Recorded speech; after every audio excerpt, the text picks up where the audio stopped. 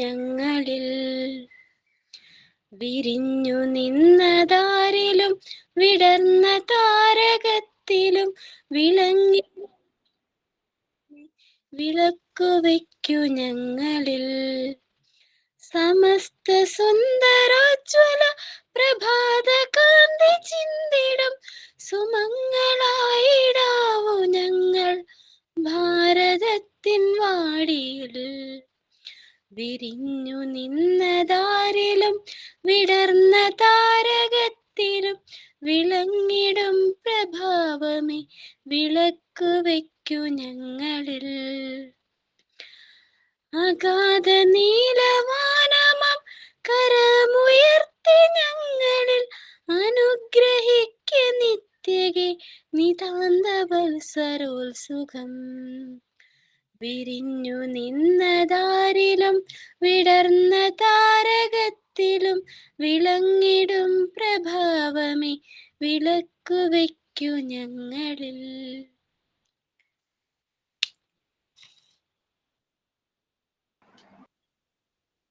Thought of the day പറയട്ടെ. People are often unreasonable and self-centered. Forgive them anyway. If you are kind, people may accuse you of ulterior motives. Be kind anyway. If you are honest, people may cheat you. Be honest anyway. If you find happiness, people may be jealous. Be happy anyway. The good you do today may be forgotten tomorrow.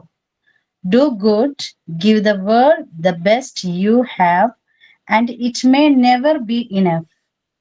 Give your best anyway, for you see in the end it is between you and God. It is never between you and them anyway. This is quotes from Mother Teresa. Thank you, Miss. Thank you so much. Okay. Good afternoon to all. Miss Kelkavo. Kelkam. Okay. Good afternoon. Are you like flowers? Yes. Yes. We all like flowers. Today we learn about a story about flowers. Shall we start our story? Yes, of course. Okay. The name of the story is Who is Most Beautiful? What is the name of the story? Who is most beautiful? Okay. There were a lot of flowers in a beautiful garden. One day, the flowers are quarrel with each other. They said that who is most beautiful? The sunflower came and said, I am the biggest flower and the sun is my best friend. Then the rose flower said, hey friend, no, I am the most beautiful in the world because everyone give me to the one who love so much. So they quarrel with each other. Then the lotus came and said, I am the most beautiful flower in the world. I can float in the water. So I am the most beautiful. A buzzing bee arrived there. Then the bee said that, why are you quarrel with each other? Then the flower said that, who is the most beautiful in this world? We are confused about it. Then the buzzing sunflower said, dear bee, please collect nectar from all of us, and said, who is most beautiful? Then we collect the nectar from all the flowers and said that the all nectar is most delicious to me, and I can make the honey from it. Then according to me, all the flowers are beautiful. That's why the problem is solved and the flowers are humble together. This is Adiba Selim signing all of you to the class. Thank you. Thank you.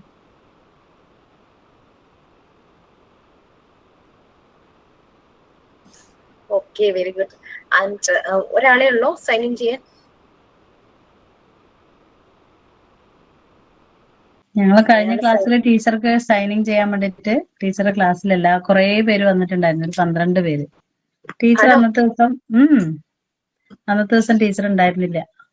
അതെയോ? പിന്നെ ഇന്ന് prepared ഞങ്ങൾ മുമ്പേ തന്നെ പറഞ്ഞിട്ടുണ്ടായിരുന്നില്ല, അല്ലെങ്കിൽ ഇപ്പോ പറ്റുമായിരുന്നു. കുറെ അനിമൽസ് ആയിരുന്നു വന്നിട്ടുണ്ടായിരുന്നത്. ഇനിയിപ്പോ എന്തായാലും നെക്സ്റ്റ് ക്ലാസ്സിൽ വരാം. എല്ലാരും ഓരോ മാസ്ക് ഒക്കെ ഉണ്ടാക്കിയിട്ടുണ്ട്. Okay, very good. കഴിഞ്ഞ ആഴ്ച ഞാൻ മോളുടെ അടുത്ത് പോയിരിക്കുകയായിരുന്നു. അവൾക്ക് എക്സാം നടക്കുക +2ന്റെ. അപ്പൊ അവളുടെ ആധാർ കാർഡിലെ ഫോട്ടോ ഒന്ന് അപ്ഡേറ്റ് ചെയ്യാനായിട്ട് എക്സാമിന്റെ ഡേ കണക്കാക്കി കംഫർട്ടബിൾ ആയിട്ടുള്ള ഡേ നോക്കി പോയതായിരുന്നു. അപ്പം കാരണം ഇവിടെ കുട്ടിയെ വിളിച്ചു വരുത്തിയ ഒരു 2-3 ദിവസം പോകും. അപ്പൊ ഞാൻ പോയത് കൊണ്ട് ഹാഫ് ഡേ മാത്രം വേണ്ടി വന്നുള്ളൂ. അവളുടെ അത്രയും ടൈം വേസ്റ്റ് ആയില്ല. അങ്ങനെ വിചാരിച്ചാണ് പോയത്. Okay, fine. സോ നമ്മൾ എവിടെയാണ്? വേറെ നീ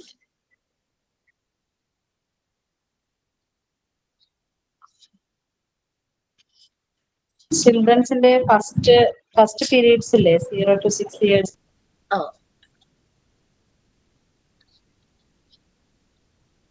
മിസ് ഇന്ന് ഒരു ബർത്ത്ഡേ ഗേൾ ഉണ്ട്. ആരാണത്? സഫിയയുടെ ബർത്ത്ഡേ ആണ്. ആണോ? Very very happy birthday Safiya. Thank you teacher. ഞാൻ ബർത്ത്ഡേ ആഘോഷിക്കാറൊന്നുമില്ല, ജസ്റ്റ് വെറുതെ ഗ്രൂപ്പിലെ ഫ്രണ്ട്സിന്റെ അടുത്ത് ഇട്ടപ്പോ എല്ലാരും ഒരേ വിഷസ് വെറുതെ കിട്ടണല്ലേ, അപ്പൊ അങ്ങോട്ട് സ്വീകരിച്ചു. Happy birthday Safiya. Thank you. എല്ലാരും പറഞ്ഞു ഹാപ്പി ബർത്ത്ഡേ, വളരെയധികം സന്തോഷമായി. Thank you. അത് കുഴപ്പമില്ല. വിഷസ് കിട്ടുന്നത് ഭയങ്കര സന്തോഷമുള്ള കാര്യല്ലേ? അതെ അതെ, എന്നാ നമുക്ക് ആഘോഷത്തിലേക്ക് ഒരുമിച്ച് സഫിയനെ വിഷ് ചെയ്താൽ കിട്ടിയപ്പോ സന്തോഷമായി. നമുക്ക് ഒരുമിച്ച് സഫിയനെ വിഷ് ചെയ്യാം. Yes please. ഓക്കെ, റെഡിയാണോ എല്ലാരും? Okay.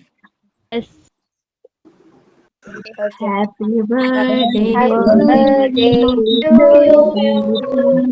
Happy birthday to you. Happy birthday, dear Sophia. Happy birthday to you.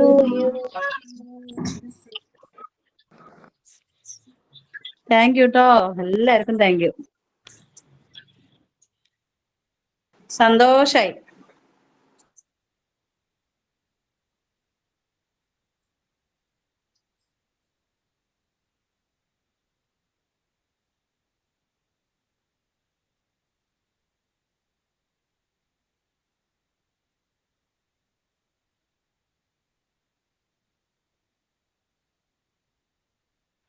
ഞാൻ കുറെ നാളുകൾക്ക് ശേഷമാണ് ക്ലാസ്സിൽ വരുന്നത്. കുറെ ഉണ്ട്. ടീച്ചിങ് പ്രാക്ടീസിന് പോകുന്നു. നല്ല മിസ്സേ, എനിക്ക് ഒരു എന്തോ വയ്യായ്മ പോലെയൊക്കെ ഫീൽ ചെയ്യുന്നുണ്ട്. ആണോ? ഒരുമാതിരി അങ്ങനെയൊക്കെ. ഇപ്പൊ കുഴപ്പമില്ല, എന്നാലും ഇടയിലിടയിൽ അങ്ങനെ ചില സമയം ഒരു തലകറക്കം പോലെ ഉണ്ടാവും. അത് എന്താന്നറിയില്ല, ഷുഗർ ഒക്കെ കുറച്ചതുകൊണ്ടൊക്കെ ആയിരിക്കാം വിചാരിക്കുന്നു. ഫുഡ് കൺട്രോൾ ചെയ്യാൻ തുടങ്ങി? അതുകൊണ്ടുള്ള ആണ് തോന്നുന്നു. ഇപ്പൊ കുഴപ്പമില്ല. ഞാൻ ഗ്രൂപ്പിലൊന്നും ഇപ്പൊ ആക്റ്റീവേ അല്ല. ഞാന് ഗ്രൂപ്പിലൊക്കെ എന്തൊക്കെയോ പറയാറുണ്ട്, ഞാനൊന്നും ആക്റ്റീവേ അല്ല. ഞാൻ ഇനി തുടങ്ങണം എന്ന് വെച്ചിട്ടാണ്. ഞാൻ മാസ്ക് എല്ലാം ഉണ്ടാക്കാനൊക്കെ തുടങ്ങണം വിചാരിച്ചിട്ടാണ്. എല്ലാവരും ചെയ്യുമ്പോ എനിക്ക് ഒരു സങ്കടം പോലെ ആവും, എനിക്കൊന്നും പറ്റണ്ടല്ലോ എന്ന് പറഞ്ഞിട്ട്. നമ്മൾ ഈ ഫുഡ് കൺട്രോൾ ചെയ്യാന്ന് പറഞ്ഞാൽ കുറെ കാര്യങ്ങൾ നമ്മൾ അങ്ങ് കട്ട് ചെയ്യും. നമ്മളുടെ ബോഡിക്ക് ആവശ്യമുള്ളത് നമ്മൾക്ക് എടുത്തല്ലേ പറ്റൂ. അങ്ങനെ ഡയറ്റ് കൺട്രോൾ ആണെങ്കിൽ ഏറ്റവും ബെസ്റ്റ് ഇന്റർമീഡിയറ്റ് ഫാസ്റ്റിംഗ് ആണ്. ഞാനത് ചെയ്യണമെന്ന് വിചാരിച്ചിട്ട് എനിക്കത് നടന്നിട്ടില്ല. പക്ഷെ എന്നാലും എല്ലാവരും സജസ്റ്റ് ചെയ്യുന്ന ഒരു കാര്യം അതാണ്, intermediate fasting. 7 o'clock breakfast start ചെയ്യുകയാണെങ്കിൽ 3 o'clock നമ്മുടെ ലാസ്റ്റ് ഡിന്നർ കഴിക്കുക. ആഫ്റ്റർ 3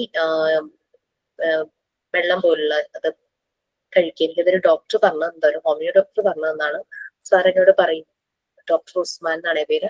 സാർ എന്നോട് പറയും, ഞങ്ങൾ ഫാസ്റ്റിംഗ് എടുക്കുന്ന സമയത്ത് നമുക്കത് പറ്റുന്നത് അതുകൊണ്ടാണെന്ന് ഇങ്ങനെ സാർ പറയും. ആ ഇന്റർമീഡിയറ്റ് ഫാസ്റ്റിംഗ് നല്ല രീതിയിൽ ചെയ്യുന്നതുകൊണ്ടാണെന്ന് പറയും. പിന്നെ കോഫി കഴിക്കാനാണ് സാർ. എല്ലാവരുടെയും സംഭവിക്കണം എന്നില്ലല്ലോ. അതാണ്. ഞാനും ചായ, കാപ്പി, പിന്നെ എണ്ണ കൊണ്ടുള്ള ഒന്നും അങ്ങനെയൊന്നും കഴിക്കാറില്ല. പിന്നെ മിസ്സേ മറ്റേ ബ്ലാക്ക് റൈസിൻസ് ഒക്കെ ഈ വെള്ളത്തിലിട്ട് കഴിക്കാൻ അങ്ങനെ. ഫുഡിന്റെ കാര്യം പറഞ്ഞപ്പോഴാണ് എൻ്റെ ഒരു ഫ്രണ്ട് വിളിച്ചപ്പോഴേ, ഫ്രണ്ടിന്റെ ഒരു കസിൻ ആ ആളാണെങ്കിൽ ഒരുപാട് ഫുഡ് കഴിക്കുന്ന. അപ്പം എൻ്റെ ഫ്രണ്ട് ആണെങ്കിൽ അവരുടെ വീട്ടിൽ പോയപ്പം പറയുവാണ്, മീന്, ചിക്കൻ, പിന്നെ എന്നാ ഈ കാന്താരി മുളകിലിട്ടത്, അങ്ങനെ ഒരുപാട് കറികൾ, ഒരുപാട് എന്തൊക്കെയൊക്കെയോ കറികള്. ഇപ്പൊ അവര് രാവിലെ ബ്രേക്ക്ഫാസ്റ്റ് കഴിക്കുവാണെങ്കിൽ തന്നെ അപ്പത്തിന്റെ കൂടെയൊക്കെ 2-3 കറികള്. ഇങ്ങനെ ഫുഡ് കഴിച്ച് ആ ആളാണെങ്കിൽ നിക്കുന്ന നിപ്പില് കുഴഞ്ഞു വീഴുവാന്ന്. ഓ ശരി. എന്നിട്ട് ഇപ്പൊ ആള് ഹോസ്പിറ്റലിലാണ്. എന്നിട്ട് എന്റെ ഫ്രണ്ട് വിളിച്ചപ്പോ പറഞ്ഞതാ, ഇങ്ങനെ അവര് ഒരുപാട് കറികൾ കഴിക്കുന്നു, ഉച്ചയ്ക്കായാലും രാവിലെ ആയാലും. പിന്നെ ആണെങ്കിൽ കുഴിമന്തി, അൽഫാം, ഇതൊക്കെ ഒരുപാട് കഴിക്കുന്ന. എന്നിട്ട് നിക്കുന്ന നിപ്പില് കുഴഞ്ഞു വീഴുവാന്ന്. പക്ഷെ നമുക്ക് ആവശ്യമുള്ളത് നമ്മളുടെ ബോഡിക്ക് മനസ്സിലാവുമല്ലോ, അതിനനുസരിച്ച് നമ്മൾ കഴിച്ചാൽ മതി എന്നാണ് എനിക്ക് തോന്നുന്നത്. ഇച്ചിരി അധികം ആവുമ്പോ തന്നെ ബോഡി അതിന് ഒരു സൈനൊക്കെ ഉണ്ടാവും, ബോഡി റിയാക്ട് ചെയ്യും, നമുക്കൊരു അസ്വസ്ഥതയൊക്കെ തോന്നും. എനിക്കൊരു ശ്വാസം മുട്ട് തോന്നാറുണ്ട് ഭക്ഷണത്തിന് അധികമായി കഴിഞ്ഞു കഴിഞ്ഞാൽ. അപ്പൊ അറിയാം ഇത്രയും കഴിക്കാൻ പാടില്ല എന്നുള്ളത് അറിയാം. പിന്നെ അതല്ല, നമ്മൾക്ക് പഠിക്കാനുണ്ട്, വീട്ടിലെ കാര്യങ്ങൾ നോക്കാനുണ്ട്. അപ്പൊ നമുക്ക് എന്തായാലും ഭക്ഷണം വേണം. നിങ്ങൾക്ക് ഫസ്റ്റ് പാർട്ട് 1 നിങ്ങൾ പഠിക്കുന്നുണ്ടല്ലോ, ഏതൊക്കെ ടൈപ്പ് ഓഫ് ഫുഡ് നമ്മൾ ഇൻടേക്ക് ചെയ്യണം എന്ന്. പല ടൈപ്പ് ഉണ്ടല്ലോ, പ്രൊട്ടക്റ്റീവ് ഫുഡ്, എനർജി ഗിവിങ്. ഇപ്പൊ ബോഡി ബിൽഡേഴ്സ്, അവര് ബോഡി ബിൽഡ് ചെയ്യുന്ന രീതിയിലുള്ള ഫുഡ് കഴിക്കണം. പിന്നെ ഭയങ്കരമായിട്ട് ഈ കഠിനാധ്വാനം ചെയ്യുന്നവരുണ്ടല്ലോ, ഈ ലേബേഴ്സ്, ഈ വെയിലത്തൊക്കെ നിന്ന്, അവർക്ക് എനർജി ഗിവിങ് ഫുഡ് തന്നെ വേണം. ഞാനൊരു എക്സാമിന്റെ ക്വസ്റ്റ്യൻ പേപ്പറിൽ ഇങ്ങനെ ക്വസ്റ്റ്യൻ അന്ന് കൊടുത്തിരുന്നു, ഭയങ്കര ടയേർഡ് ആയിട്ടുള്ള ആൾക്ക് ഏത് ടൈപ്പ് ഫുഡ് പ്രൊവൈഡ് ചെയ്യണം എന്നുള്ള രീതിയിൽ. അവിടെ നമുക്ക് കാർബ് കൂടുതലുള്ളത് തന്നെ കൊടുക്കണം, എനർജി ഗിവിങ് ഫുഡ്. കുട്ടികൾക്ക്, പ്രായമായവർക്കും പ്രൊട്ടക്റ്റീവ് ഫുഡ് കൊടുക്കണം, അസുഖങ്ങളിൽ നിന്നും പ്രൊട്ടക്ട് ചെയ്യാനായിട്ട് അവരെ. അപ്പം നമ്മൾ ഭക്ഷണം കുറയ്ക്കുന്നത് കൊണ്ട് നമ്മുടെ ആരോഗ്യം മോശമാകും എന്നാണ് ഞാൻ മനസ്സിലാക്കിയിട്ടുള്ളത്. കാരണം എന്താ വെച്ചാൽ, എനിക്ക് നല്ല ഹെയർ ഉള്ള ഒരാളായിരുന്നു. ഞാൻ ചെയ്തൊരു അബദ്ധം ഞാൻ പറയാം നിങ്ങളോട്. അതിൽ നിന്ന് എനിക്ക് പിന്നെ ഒരു റെമഡി കിട്ടിയിട്ടില്ല. ഞാൻ രണ്ടാമത് മോനായി കഴിഞ്ഞപ്പോ എനിക്കങ്ങ് തോന്നുന്നു എനിക്ക് ഭയങ്കരമായിട്ട് വണ്ണം വെക്കുവാന്നത്. അപ്പൊ ഞാൻ എന്ത് ചെയ്തു, ശരിക്കും പറഞ്ഞു കഴിഞ്ഞാല് ഭക്ഷണം ഭയങ്കരമായിട്ട് കൺട്രോൾ ചെയ്തു. അതിന്റെ ആഫ്റ്റർ എഫക്റ്റ് ആയിട്ട് എന്റെ മുടി മുഴുവൻ പോയി. ഇപ്പൊ എനിക്ക് മുടി വളരെ കുറവ്. എന്റെ സ്കാൽപ്പ് ഒക്കെ നല്ല പോലെ തെളിഞ്ഞു കണ്ടു. എന്റെ ഐഡന്റിറ്റി തന്നെ മുടിയായിരുന്നു, അത് ഇല്ലാണ്ടായി എനിക്ക് ശരിക്കും പറഞ്ഞു കഴിഞ്ഞാൽ. ഞാൻ അതിന്റെ ഒരു വിക്റ്റിമാ. ഫുഡ് കൺട്രോൾ ചെയ്തുകൊണ്ട് എനിക്ക് സംഭവിച്ച കാര്യമാണ്. അങ്ങനെ ഡോക്ടറെ കാണിച്ചപ്പോൾ ഡോക്ടർ പറഞ്ഞു, മുടിക്ക് ഭക്ഷണവും വേണം, വെള്ളവും വേണം, ഉറക്കവും വേണം. അത് കറക്റ്റ് സമയത്ത് കറക്റ്റ് കൊടുത്തില്ലെങ്കിൽ മുടി പോകുന്ന തന്നെയാണ് ഡോക്ടർ പറഞ്ഞത്. അതുപോലെ തന്നെയല്ലേ നമ്മളുടെ ബോഡിയിലെ എല്ലാ ഓർഗൻസിനും, ഓരോ ബോഡി പാർട്സിനും ഓരോന്നും ആവശ്യമാണ്. ഇന്ന് MT8 കുട്ടികള് ഒരു അസൈൻമെന്റ് അവർക്ക് കൊടുത്തിട്ടുണ്ടായിരുന്നു. വേൾഡ് ന്യൂട്രീഷൻ ഡേയില് നമ്മളൊരു സ്കൂളിൽ വർക്ക് ചെയ്യാണ്. അപ്പൊ വേൾഡ് ന്യൂട്രീഷൻ ഡേയില് നിങ്ങളൊരു സെമിനാർ കണ്ടക്ട് ചെയ്യുവാണെങ്കിൽ എന്തെല്ലാം കാര്യങ്ങൾ ഉൾപ്പെടുത്തുന്നു. അതൊരു അസൈൻമെന്റ് ആയിട്ട് സബ്മിറ്റ് ചെയ്യാനാണ് പറയുന്നത്. അവർക്ക് അത് സെമിനാർ ആയി തന്നെ അവതരിപ്പിക്കണം എന്ന് ഭയങ്കര ആഗ്രഹം. അങ്ങനെ ക്ലാസ്സിൽ പ്രസന്റ് ചെയ്തു. കാര്യം 1 അവറിലൊരു 5 പേരൊക്കെ പ്രസന്റ് ചെയ്യാൻ പറ്റിയെങ്കിലും വളരെ ഇൻഫോർമേറ്റീവ് ആയിരുന്നു. അതിൽ നിന്ന് നമുക്ക് നമ്മളുടെ ഫുഡ് ഹാബിറ്റ്സിൽ എന്തൊക്കെയാണ് കുറവുകൾ, നമ്മൾ അമിതമായി എന്താ എടുക്കുന്നത് എന്നൊക്കെ വളരെ ക്ലിയർ ആയിട്ട് മനസ്സിലായി. നമ്മുടെ കുട്ടികൾക്ക് എങ്ങനെ പ്രൊവൈഡ് ചെയ്യണമെന്നും, അങ്ങനെ ഭക്ഷണം ഇഷ്ടപ്പെട്ട് കഴിക്കണം, കഷ്ടപ്പെട്ട് കഴിക്കരുത് എന്നുള്ള രീതിയിലൊക്കെ പറയും. നമ്മളങ്ങനെ ഹെൽത്തി ഡ്രിങ്ക്സ് ഒക്കെ ഉണ്ടാകുമല്ലോ, ഒട്ടും ടേസ്റ്റ് ഒന്നും ഇല്ലാതെ. അപ്പൊ എല്ലാം ഒരു ഇഷ്ടത്തോടെ ചെറിയ അളവിൽ കഴിച്ചു കഴിഞ്ഞാൽ കുഴപ്പമില്ല എന്നുള്ള രീതിയിലൊക്കെ അങ്ങനെ നല്ല, പിന്നെ നല്ല റെസിപ്പീസ് ഒക്കെ റെഡിയാക്കി കൊണ്ടുവന്ന സെമിനാർ ഉണ്ടായിരുന്നു. അപ്പൊ അങ്ങനെ പറയുമായിരുന്നു. അപ്പൊ അത് ഭക്ഷണം കൺട്രോൾ ചെയ്യുമ്പോ പ്രശ്നമാണ്. ബട്ട് അത് ആവശ്യത്തിന് കഴിക്കുമ്പോൾ ഈ പ്രോബ്ലം വരില്ല എന്നാണ് എനിക്ക് തോന്നുന്നത്. പിന്നെ വൈറ്റമിൻ ഡി ഒക്കെ ഒന്ന് ചെക്ക് ചെയ്യുന്നത് നല്ലതായിരിക്കും. കാരണം കൊറോണയ്ക്ക് ശേഷം നമ്മളുടെ നാട്ടില് ഒട്ടുമിക്ക എല്ലാവർക്കും വൈറ്റമിൻ ഡി ഡെഫിഷ്യൻസി ഉണ്ട്. എനിക്ക് നല്ല പോലെ വൈറ്റമിൻ ഡി ഡെഫിഷ്യൻസി വന്നു. ഭയങ്കര പ്രശ്നങ്ങളായിരുന്നു എനിക്ക്. ഇരുന്നിരിപ്പിലൊക്കെ ഞാൻ ഉറങ്ങിപ്പോവുമായിരുന്നു.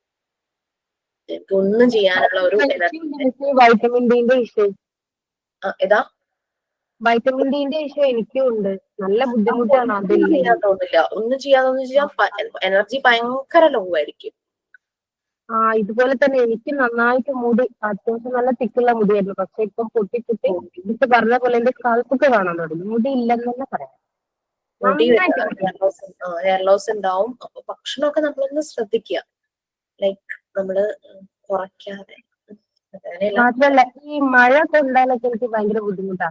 മഴ കൊണ്ടാല് നമ്മള് മഴ തുള്ളി ഇറ്റി വീഴൂല, ഓരോരോ ആ ഡ്രോപ്സിന്റെ അതേ ഷേപ്പിൽ പിന്നീട് അവിടെ കിണർത്ത് വരും. എന്നിട്ട് അത് വേദന എടുക്കുന്നല്ലേ, നമ്മള് സൂര്യന് വെച്ച് അടി കിട്ടിയാൽ എങ്ങനെയാണോ അതുപോലെ വേദന എടുക്കും. ഒരിക്കലും മഴ കൊണ്ട് ഞാൻ തല കറങ്ങി വീഴും.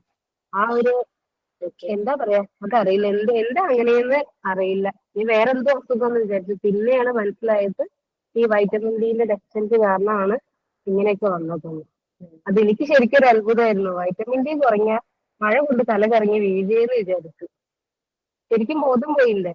എന്നിട്ട് പുറത്ത് അതൊരു മഴയുടെ സമയമായിരുന്നു. ഈ വെള്ളപ്പൊക്കമൊക്കെ വന്ന ആ ഒരു ഫ്ലഡിന്റെ സമയമല്ലേ, അതിന്റെ സമയത്തായിരുന്നു. എന്നിട്ട് പോകാൻ നോക്കിയപ്പോ വണ്ടിയിൽ ഒരുപാട് കുട്ടികൾ ഒരു സ്ഥലത്ത് പോവുമായിരുന്നു. അപ്പൊ അവിടെ എല്ലാം റോഡ് ബ്ലോക്ക് ആയത് കാരണം പോകാൻ പറ്റിയില്ല. അപ്പൊ മഴ നന്നായിട്ട് കൊള്ളേണ്ടി വന്നു. അങ്ങനെ കൊണ്ടത് അധികമായി പോയതാണ്.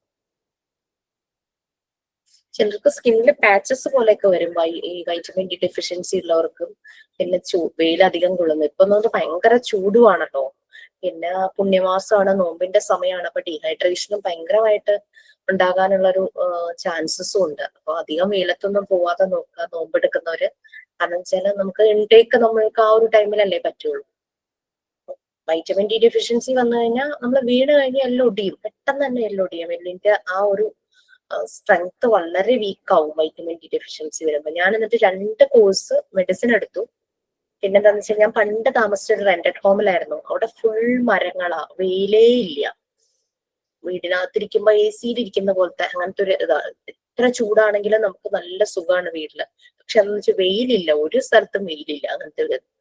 അപ്പോ ഞാൻ പക്ഷെ വീട് വെച്ച് വന്ന സ്ഥലത്ത് എന്ന് വെച്ചാൽ നമ്മൾ വെയിൽ കൊള്ളണ്ടാന്ന് വിചാരിച്ചാല് നമ്മുടെ വീടിനകത്ത് കയറി നമുക്ക് വെയിൽ കിട്ടും. ആ രീതിയിൽ നല്ലപോലെ മോർണിംഗിലെ ആ ഒരു സൺറൈസ് ഒക്കെ ശരിക്കും കിട്ടുന്നുണ്ട്. ഇപ്പൊ എനിക്ക് എന്റെ എനർജി അത്ര ഡൗൺ ആയിട്ട് തോന്നുന്നില്ല. മേ ബി ശരിക്കും വൈറ്റമിൻ ഡി കിട്ടുന്നുണ്ടാകും, അതുകൊണ്ടായിരിക്കും. പിന്നെ 2 കോഴ്സ് മെഡിസിനും കഴിച്ചല്ലോ. അപ്പൊ ശ്രദ്ധിക്കുക കേട്ടോ. ഭക്ഷണം നമ്മള് ഫാസ്റ്റിംഗ് ഒക്കെ നല്ലതാണ്. നമ്മൾ അതിനൊരു രീതി ഉണ്ടല്ലോ. അതേസമയം ഫുഡ് കൺട്രോൾ ചെയ്യുമ്പോൾ അതൊരു പ്രശ്നമാണ്. കുറെ കാര്യങ്ങൾ ഒഴിവാക്കുമ്പോ, കൺട്രോൾ അല്ല, കുറെ കാര്യങ്ങൾ ഒഴിവാക്കുമ്പോ നമ്മുടെ ബോഡിക്ക് ഫാറ്റ് കുറെ ആവശ്യം. കാര്യങ്ങൾ എന്ന് പറയുമ്പോ നമ്മുടെ ബോഡിക്ക് ആവശ്യമില്ലാത്ത ഒന്നാണ് ഷുഗർ. അത് ഞാൻ മിക്കവാറും ഫുള്ളും കുറച്ചിരിക്കുകയാണ്. ഷുഗർ, എണ്ണ, പിന്നെ പാല്, ഇങ്ങനെയുള്ള കാര്യങ്ങളെല്ലാം ഞാൻ കുറച്ചിരിക്കുകയാണ്. എനിക്ക് വേണ്ടാന്ന് തന്നെ തോന്നണം ഇപ്പൊ. അത് കഴിക്കുമ്പോ എന്തോ പോലെ ആവുക. ഷുഗർ കഴിക്കാണ്ട് കുറഞ്ഞാലും പ്രശ്നമല്ലേ? ഷുഗർ കുറഞ്ഞാലും പ്രശ്നമാണ്. ഷുഗർ ഡയറക്റ്റ് ഷുഗർ എന്നല്ല ഉദ്ദേശിക്കുന്നത്, അല്ലാതെ ഭക്ഷണത്തിലൂടെ നമുക്ക് ഷുഗർ കിട്ടും. ഗ്ലൂക്കോസ് ഇപ്പൊ ഭക്ഷണത്തിലൂടെ. ചോറിലൂടെ ആണെന്നുണ്ടെങ്കിൽ, കാർബോഹൈഡ്രേറ്റിലൂടെ ആണെങ്കിൽ നമുക്ക് ഷുഗർ കിട്ടുമല്ലോ. അതെ അതെ. മിസ്, ഈ സോയാബീൻ ഒക്കെ ഏത് വർഗത്തിൽ പയറുവർഗത്തിൽ പെടുന്നതാണോ? സോയാബീൻ പയറുവർഗത്തിൽ പെടുന്നതാണ്. ലെഗ്യൂംസ് അതിലൊക്കെ പെടുന്നതാണ്. സോയാബീൻ നല്ലതാ. ഈ ചൈനീസ് അതുപോലെ ജാപ്പനീസ് കൊറിയക്കാരൊക്കെ അതിന്റെ സോയാബീൻ മിൽക്കാണ് അവര് വെറുതെ ഇങ്ങനെ നടക്കുന്ന വഴിക്ക് ഡ്രിങ്ക് എന്നുള്ള രീതിയിൽ സോയാബീൻ മിൽക്കാണ് അവര് കുടിക്കുന്നത്. ഭയങ്കര ലൈവ്ലി ആയിട്ട് അവരിയ്ക്കുന്നത്. അവരുടെ സ്കിന്നൊക്കെ ഭയങ്കര ഇതായിട്ടിരിക്കുന്നതിനൊരു കാരണം ഞാൻ അതൊക്കെ. മിക്ക ദിവസങ്ങളിലും കഴിക്കാറുണ്ട്. ആണോ? പിന്നെ സോയാബീൻ, മറ്റേ സോയ ചങ്ക്സ് അല്ല, സോയാബീൻ ഇല്ലേ, അതിന്റെ പയർ കഴിക്കുന്നത് ലേഡീസിന് നല്ലതാന്ന് പറയും. ബ്രസ്റ്റ് ക്യാൻസർ വരാതിരിക്കാൻ ഏറ്റവും നല്ലതാന്ന് പറയും. പിന്നെന്താന്ന് വെച്ചാൽ നമ്മൾക്ക് ടേസ്റ്റ് എന്നുള്ളൊരു ഫാക്ടർ നോക്കുമ്പോൾ നമ്മൾ പലതും ഒഴിവാക്കും. ലൈക്ക് എന്താ പറയാ, വായിക്ക് കൊള്ളുന്നത് വയറിന് നല്ലതായിരിക്കണം എന്നില്ലല്ലോ. ആ രീതിയിലല്ലേ പല ഫുഡ് ഐറ്റംസും. ടേസ്റ്റ് നോക്കുമ്പോൾ അതിന് ഗുണം ഉണ്ടാവില്ല അതെയോ. അതേസമയം ഗുണമുള്ളതിന് ടേസ്റ്റും ഉണ്ടാവാനും ചാൻസ് കുറവ്. ആ രീതി. എന്തായാലും നമ്മളുടെ ആരോഗ്യം നമ്മൾ തന്നെ സംരക്ഷിക്കണം. ശരീരത്തിന് ആരോഗ്യം ഉണ്ടെങ്കിലേ നമ്മൾക്കൊരു സന്തോഷം ഉണ്ടാവുള്ളൂ, മനസ്സിനും ആരോഗ്യം ഉണ്ടാവും. പിന്നെ എണ്ണ അധികം കഴിക്കുന്നതും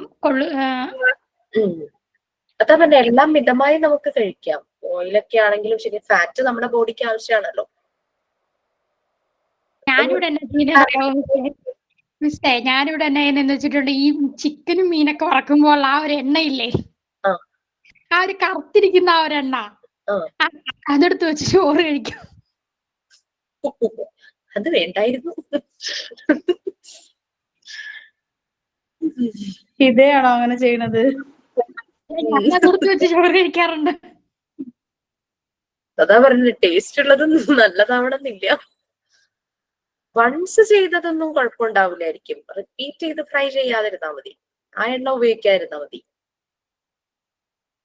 കാരണം അതിന്റെ ആ ഒരു എന്നും ടേസ്റ്റ് കഴിക്കുന്ന കാര്യമല്ലല്ലോ, എന്നും കഴിക്കണ്ടാവില്ലല്ലോ, വല്ലപ്പോഴും ഇത് ഉണ്ടാക്കുന്ന സമയത്തല്ലേ ഉള്ളൂ. കാരണം അതിന്റെ ആ ഒരു അത് പൊരിച്ചതായോണ്ട് അതിന്റെ ഒരു ടേസ്റ്റ് വരുമല്ലോ. മനസ്സിലായി. അന്നേരം എന്റെ ഈ മുഖത്ത് കുരു വരും ഈ കാര പോലെ.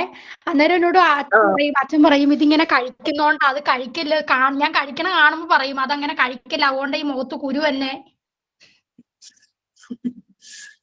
ഓക്കെ ദിവ്യ, നോക്ക് ചിലപ്പം കുറച്ച് ദിവസം ആ ഒരു ഇത് കഴിയുമ്പോഴേക്കാണ് ഷുഗർ, ഡയറക്റ്റ് ഷുഗറിനേക്കാളും അല്ലാതെ നമുക്ക് ഷുഗർ നമ്മുടെ ബോഡിക്ക് വേണം, ഗ്ലൂക്കോസ് വേണം ബോഡിക്ക്. കാരണം വെച്ചാൽ അല്ലെങ്കിൽ നമ്മൾ തളർന്നു പോകും, ഭയങ്കര വീക്കായി പോകും ബോഡിക്ക് ഗ്ലൂക്കോസ് കിട്ടിയില്ലെങ്കിൽ. അത് പഞ്ചസാര കലക്കി കുടിക്കണം എന്നല്ല ഉദ്ദേശിച്ച്, നമ്മളല്ലാതെ നമ്മളുടെ ഫുഡിൽ നിന്നും നമുക്ക് ഗ്ലൂക്കോസ് കിട്ടും. ചില ഫ്രൂട്ട്സിൽ നിന്ന്, ചില വെജിറ്റബിൾസ് റോ ആയിട്ട് കഴിക്കുമ്പോൾ അതിൽ നിന്നൊക്കെ നമുക്ക് ഗ്ലൂക്കോസ് കിട്ടാറുണ്ട്. ദിവ്യ ടീച്ചർ ആകാൻ വേണ്ടിട്ട് മാക്സിമം ട്രൈ ചെയ്തുകൊണ്ടിരിക്കണം. അപ്പൊ സാരിയൊക്കെ ഉടുക്കണമെങ്കിൽ കുറച്ച് തടിയൊക്കെ കുറയ്ക്കണല്ലോ എന്ന് പറഞ്ഞിട്ട് ഡയറ്റിങ് കാര്യങ്ങളും എക്സസൈസ് ഒക്കെ ചെയ്തുകൊണ്ടിരിക്കുകയാണ്. അപ്പൊ ഫുഡ് ഞാൻ വേണമെങ്കിൽ ഒരുപാടായിട്ട് കൺട്രോൾ ചെയ്തിട്ടുണ്ടാവും. എനിക്ക് അതുകൊണ്ടാണ് തോന്നുന്നത്. ഞാൻ വീഡിയോ കണ്ടിട്ടുള്ള ഒരു അല്ല ദിവ്യാണെങ്കിൽ അത്ര മിസ്സേ, തടിയൊന്നും ഇല്ലാന്നാണ് ഞാൻ എനിക്ക് തോന്നുന്നത്. അല്ല ആ വീഡിയോ അല്ല, അത് വേറെ ദിവ്യ, ഇത് വേറെ ദിവ്യ. ഞാൻ പറയുന്നത് നമ്മുടെ ഈ ഇടുപ്പിന്റെ ആ സൈഡിലുള്ള ഫാറ്റ് ഉണ്ടല്ലോ, അത് വന്നിട്ട് നമ്മൾ സാരി ഉടുത്താലും നമ്മള് ഒരു നോർമൽ ആയിട്ടുള്ള ചുരിദാർ ഇട്ടാൽ പോലും നമ്മുടെ ബോഡിയെ എടുത്തറിയിക്കും. അങ്ങനെയാണ്. പെട്ടെന്ന് ഒരു വണ്ണം കൂടുക എന്ന് പറയുന്നത് നമുക്കൊരു ഒരു എന്താ പറയാ, നമുക്കത് അക്സെപ്റ്റ് ചെയ്യാൻ പറ്റില്ല. രാവിലെ നടക്കാൻ അതുകൊണ്ടുള്ള ആ ഒരു വർക്കൗട്ടിന് പോകുന്ന കേട്ടോ. കാരണം നമ്മൾ അതിന് ഭക്ഷണം കഴിക്കാതിരുന്നാൽ നമ്മുടെ മുഴുവനേയുള്ള ഷേപ്പാണ് മാറുന്നത്, അല്ലാണ്ട് നമ്മുടെ വയറിന്റെ അവിടെ കുറയില്ല. അങ്ങനെ നമ്മൾ ഉദ്ദേശിക്കുന്ന പാർട്ടായിട്ട് കുറയില്ല, ഫുള്ള് മൊത്തത്തിലേ കുറയുള്ളൂ. അപ്പൊ സാഗ് ചെയ്യാൻ തുടങ്ങും, അതാണ് ഒരു പ്രശ്നം. അപ്പൊ ഇതിന് വേണ്ടത് ഫിറ്റ് ആകുക എന്നുള്ളതാ. അതിന് ജിമ്മിൽ പോയി തന്നെ ട്രെയിനറുടെ ഇൻസ്ട്രക്ഷനോട് കൂടിയിട്ട് ചെയ്യുന്നതായിരിക്കും നല്ലത്. അപ്പോഴും ബോഡി ഫിറ്റ്. ഇവിടെയായിരുന്നു ഡോക്ടർ ഉസ്മാൻ പറഞ്ഞ കാര്യം. സാറ് പറഞ്ഞത് ഇന്റർമീഡിയറ്റ് ഫാസ്റ്റിംഗ് ചെയ്യുക, അത് 1 month കഴിഞ്ഞാലേ നമുക്ക് റിസൾട്ട് കിട്ടുള്ളൂ. അപ്പൊ സാർ എന്നാ ടീച്ചർക്ക് എന്തും കഴിക്കാം, മീനും ചിക്കനും മീറ്റും എല്ലാം കഴിക്കാം. കാരണം എന്ന് വെച്ചാൽ ഞങ്ങൾ ഫോളോ ചെയ്യുന്ന ഫാസ്റ്റിംഗ് മെത്തേഡിന്റെ ഒരു രീതി തന്നെയാന്ന് ഡോക്ടർ ഉസ്മാൻ അന്നോട് പറഞ്ഞു. സാറ് പറഞ്ഞത് ചായ ഒഴിവാക്കിയിട്ട്, അല്ലെങ്കിൽ ഒരു നേരം ചായ ഓക്കെ കുഴപ്പമില്ല, ഇത് കോഫി കഴിക്കാൻ പറഞ്ഞു. കോഫി അത് വേറൊരു ബ്രാൻഡിന്റെ പേര് സാറ് പറഞ്ഞത് ഓർമ്മയില്ല. അത് പഞ്ചസാര ഇല്ലാണ്ട് പാലില്ലാതെ അത് കുടിക്കുകയാണ്. ഭയങ്കര ഒരു എനർജി ഡ്രിങ്ക് ആണെന്നും അത് തുടക്കത്തിൽ നമുക്ക് ഇഷ്ടപ്പെടില്ല, പക്ഷെ നമ്മൾ അത് കഴിച്ചു വരുമ്പോൾ ആ ടേസ്റ്റ് നമുക്ക് ഇഷ്ടപ്പെടുന്നു. അങ്ങനെ നമുക്ക് അത് ശീലാവുന്ന ഡോക്ടർ പറഞ്ഞത് ശരിക്കും ഇപ്പൊ ദിവ്യ ഈ പറഞ്ഞ ഏരിയയിലൊക്കെ ആ വെയിറ്റ് മാറുന്നത് നമുക്ക് ഫീൽ ചെയ്യുന്നത് ഡോക്ടറിനോട്. 7 o'clock ബ്രേക്ക്ഫാസ്റ്റ് കഴിക്കുകയാണെങ്കിൽ 3 o'clock അല്ലെങ്കിൽ 5 o'clock ആവുമ്പോൾ ഡിന്നർ, അത് കഴിഞ്ഞ് വെള്ളം മാത്രം. കണ്ടിട്ടില്ലേ ഈ മീറ്റും ഒക്കെ നല്ലപോലെ കഴിക്കുന്നവരുണ്ട്, പക്ഷെ അവർക്ക് വണ്ണമില്ല. ഈ ഡോക്ടർ അതെല്ലാം എന്റെ സിസ്റ്റർ പരീക്ഷിച്ചിട്ടുള്ളതാണ് ഇന്റർമീഡിയറ്റ്. നല്ല ഫാറ്റ് ഉണ്ടായിരുന്നു, പക്ഷെ നല്ല ഒരു 20 കിലോ ഒക്കെ കുറഞ്ഞു. പക്ഷേ ഇതിങ്ങനെ കുറഞ്ഞെങ്കിലും അവൾക്കൊരു ഹെൽത്ത് ഇഷ്യൂ വന്നപ്പോ, പനിയൊക്കെ വന്നപ്പോല്ലേ, നല്ലോണം ബോഡി വെയിറ്റ് ഒക്കെ കുറഞ്ഞതുകൊണ്ടാണ് നല്ല എന്താ പറയാ, ഒരു പ്രതിരോധ ശക്തി ഇല്ലാത്ത പോലെ ആയിട്ടുണ്ടായിരുന്നു. പിന്നെ അതിനുശേഷം ഫുഡ് കൺട്രോൾ ഒക്കെ മാറ്റിയിട്ട് ഇപ്പൊ ശരിക്കും എല്ലാം കഴിക്കുന്നുണ്ട്. ആരോഗ്യമാണല്ലോ മെയിൻ എന്ന് പറഞ്ഞിട്ട് ഇപ്പൊ എല്ലാം കഴിക്കാൻ തുടങ്ങി. ഫാസ്റ്റിംഗ് ഫുഡ് കൺട്രോൾ അല്ലല്ലോ ശരിക്കും, നമുക്ക് എന്തും കഴിക്കാലോ. 7 o'clock നമ്മൾ സ്റ്റാർട്ട് ചെയ്യുന്നു, അതായത് നമ്മൾ ബ്രേക്ക്ഫാസ്റ്റ് നേരത്തെ തുടങ്ങി ഡിന്നർ നേരത്തെ അവസാനിപ്പിക്കുന്നില്ല. ഇപ്പൊ 8 o'clock നമ്മൾ അത് 6 അല്ലെങ്കിൽ 7 o'clock ഡിന്നർ ആക്കും. അതിനുശേഷം നമ്മൾ വെള്ളം കഴിക്കുന്നു, അത്രയും വെള്ളമായിട്ടുള്ള, അതിപ്പോ ജ്യൂസ് ആയിട്ടോ അങ്ങനെ വെള്ളമായിട്ടോ സാലഡ്സ് ആയിട്ടോ അവളെന്തറിയോ, ഫുഡ് നല്ലോണം കുറവാക്കി കഴിച്ചു. നല്ലോണം തടി കുറയട്ടെ എന്ന് പറഞ്ഞിട്ട് ഫുഡ് നല്ലോണം കുറവായിട്ട് തന്നെ കഴിച്ചു. നല്ല കുറയും ചെയ്തു, ആളുടെ ആരോഗ്യം പോയി. മാം, സൂമ്പക്കും ജിമ്മിനൊക്കെ പോകുമ്പോ നമുക്ക് കൂടുതൽ വിശപ്പ് കൂടുതൽ അനുഭവപ്പെടുന്നു. ഞാൻ ഇതെല്ലാം പരീക്ഷിച്ചതാണ്. കുറച്ച് ജിമ്മിന് 1 മാസം പോയി, സൂമ്പക്ക് 1 മാസം പോയി, ഇപ്പൊ നടക്കാൻ പോകുന്നുണ്ട് രാവിലെ. ഒന്ന് കോൺസെൻട്രേറ്റ് ചെയ്യാറുള്ളൂ. സൂമ്പക്ക് 2 മാസം പോയിട്ട്, അപ്പൊ ഞങ്ങൾ ഇട്ടേച്ചിട്ട് സൂമ്പന്റെ ട്രെയിനർ ഗൾഫിൽ പോയി. അവർക്ക് അവിടെ എന്തോ ജോലി കിട്ടിയിട്ട് പിന്നെ ഞങ്ങളെ വീട്ടുകാർ, പിന്നെ ഞങ്ങളിവിടെ കുറച്ച് ലേഡീസ് ഒക്കെ ചെയ്യുന്നുണ്ട്. വൈകിട്ട് ഒരു 7 മണി ടു 8 മണി വരെ.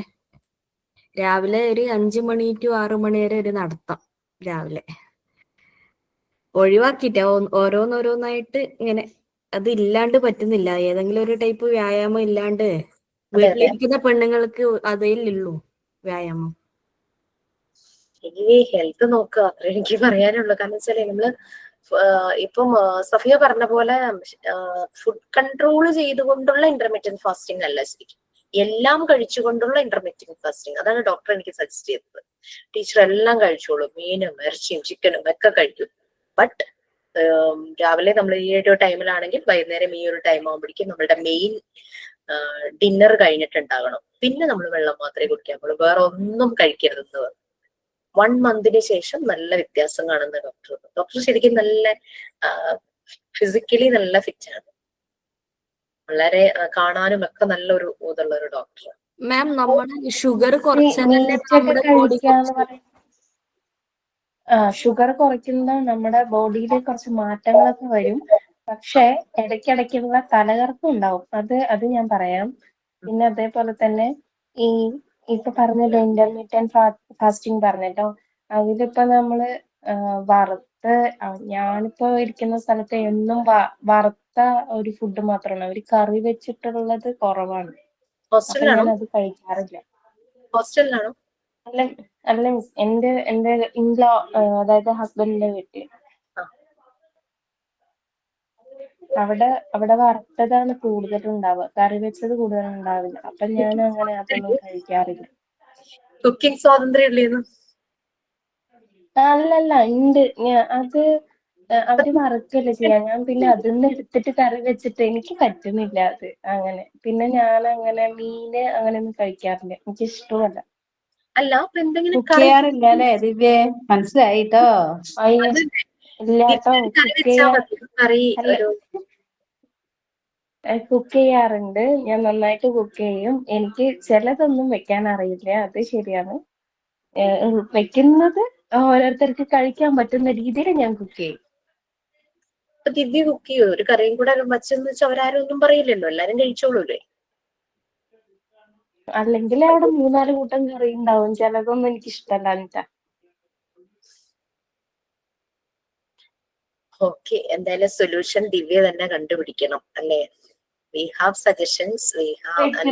അതായത് അവര് വെക്കുന്ന രീതികള്, അവര് പിന്നെ നമ്മള് ഇവിടുത്തെ ആൾക്കാരൊക്കെ തേങ്ങയൊക്കെ അരച്ച് വെച്ചതായിരിക്കും, അവര് മുളകിട്ട് വെക്കുന്നതായിരിക്കും. നമ്മളെങ്ങനെ കഴിക്കാം? എനിക്കതൊന്ന് കഴിച്ചൊരു മുളകിട്ടൊക്കെ വെക്കുമ്പോ എനിക്കൊക്കെ എന്തോ പോലെ അതിന്റെ കളറൊക്കെ കാണുമ്പോ. എല്ലാ വീട്ടിലും അതുണ്ട്. എന്റെ അച്ഛൻ ട്രിവാൻഡ്രാന്ന്, കല്ലറ വെഞ്ഞാറമൂട് ആ ഭാഗത്താണ്, ഞങ്ങള് കാസർഗോഡ്. അപ്പൊ അവരുടെ ആ ഒരു തെക്കൻ സ്റ്റൈലിലാണ് ഇവിടെ ഫുള്ള് പാചകം.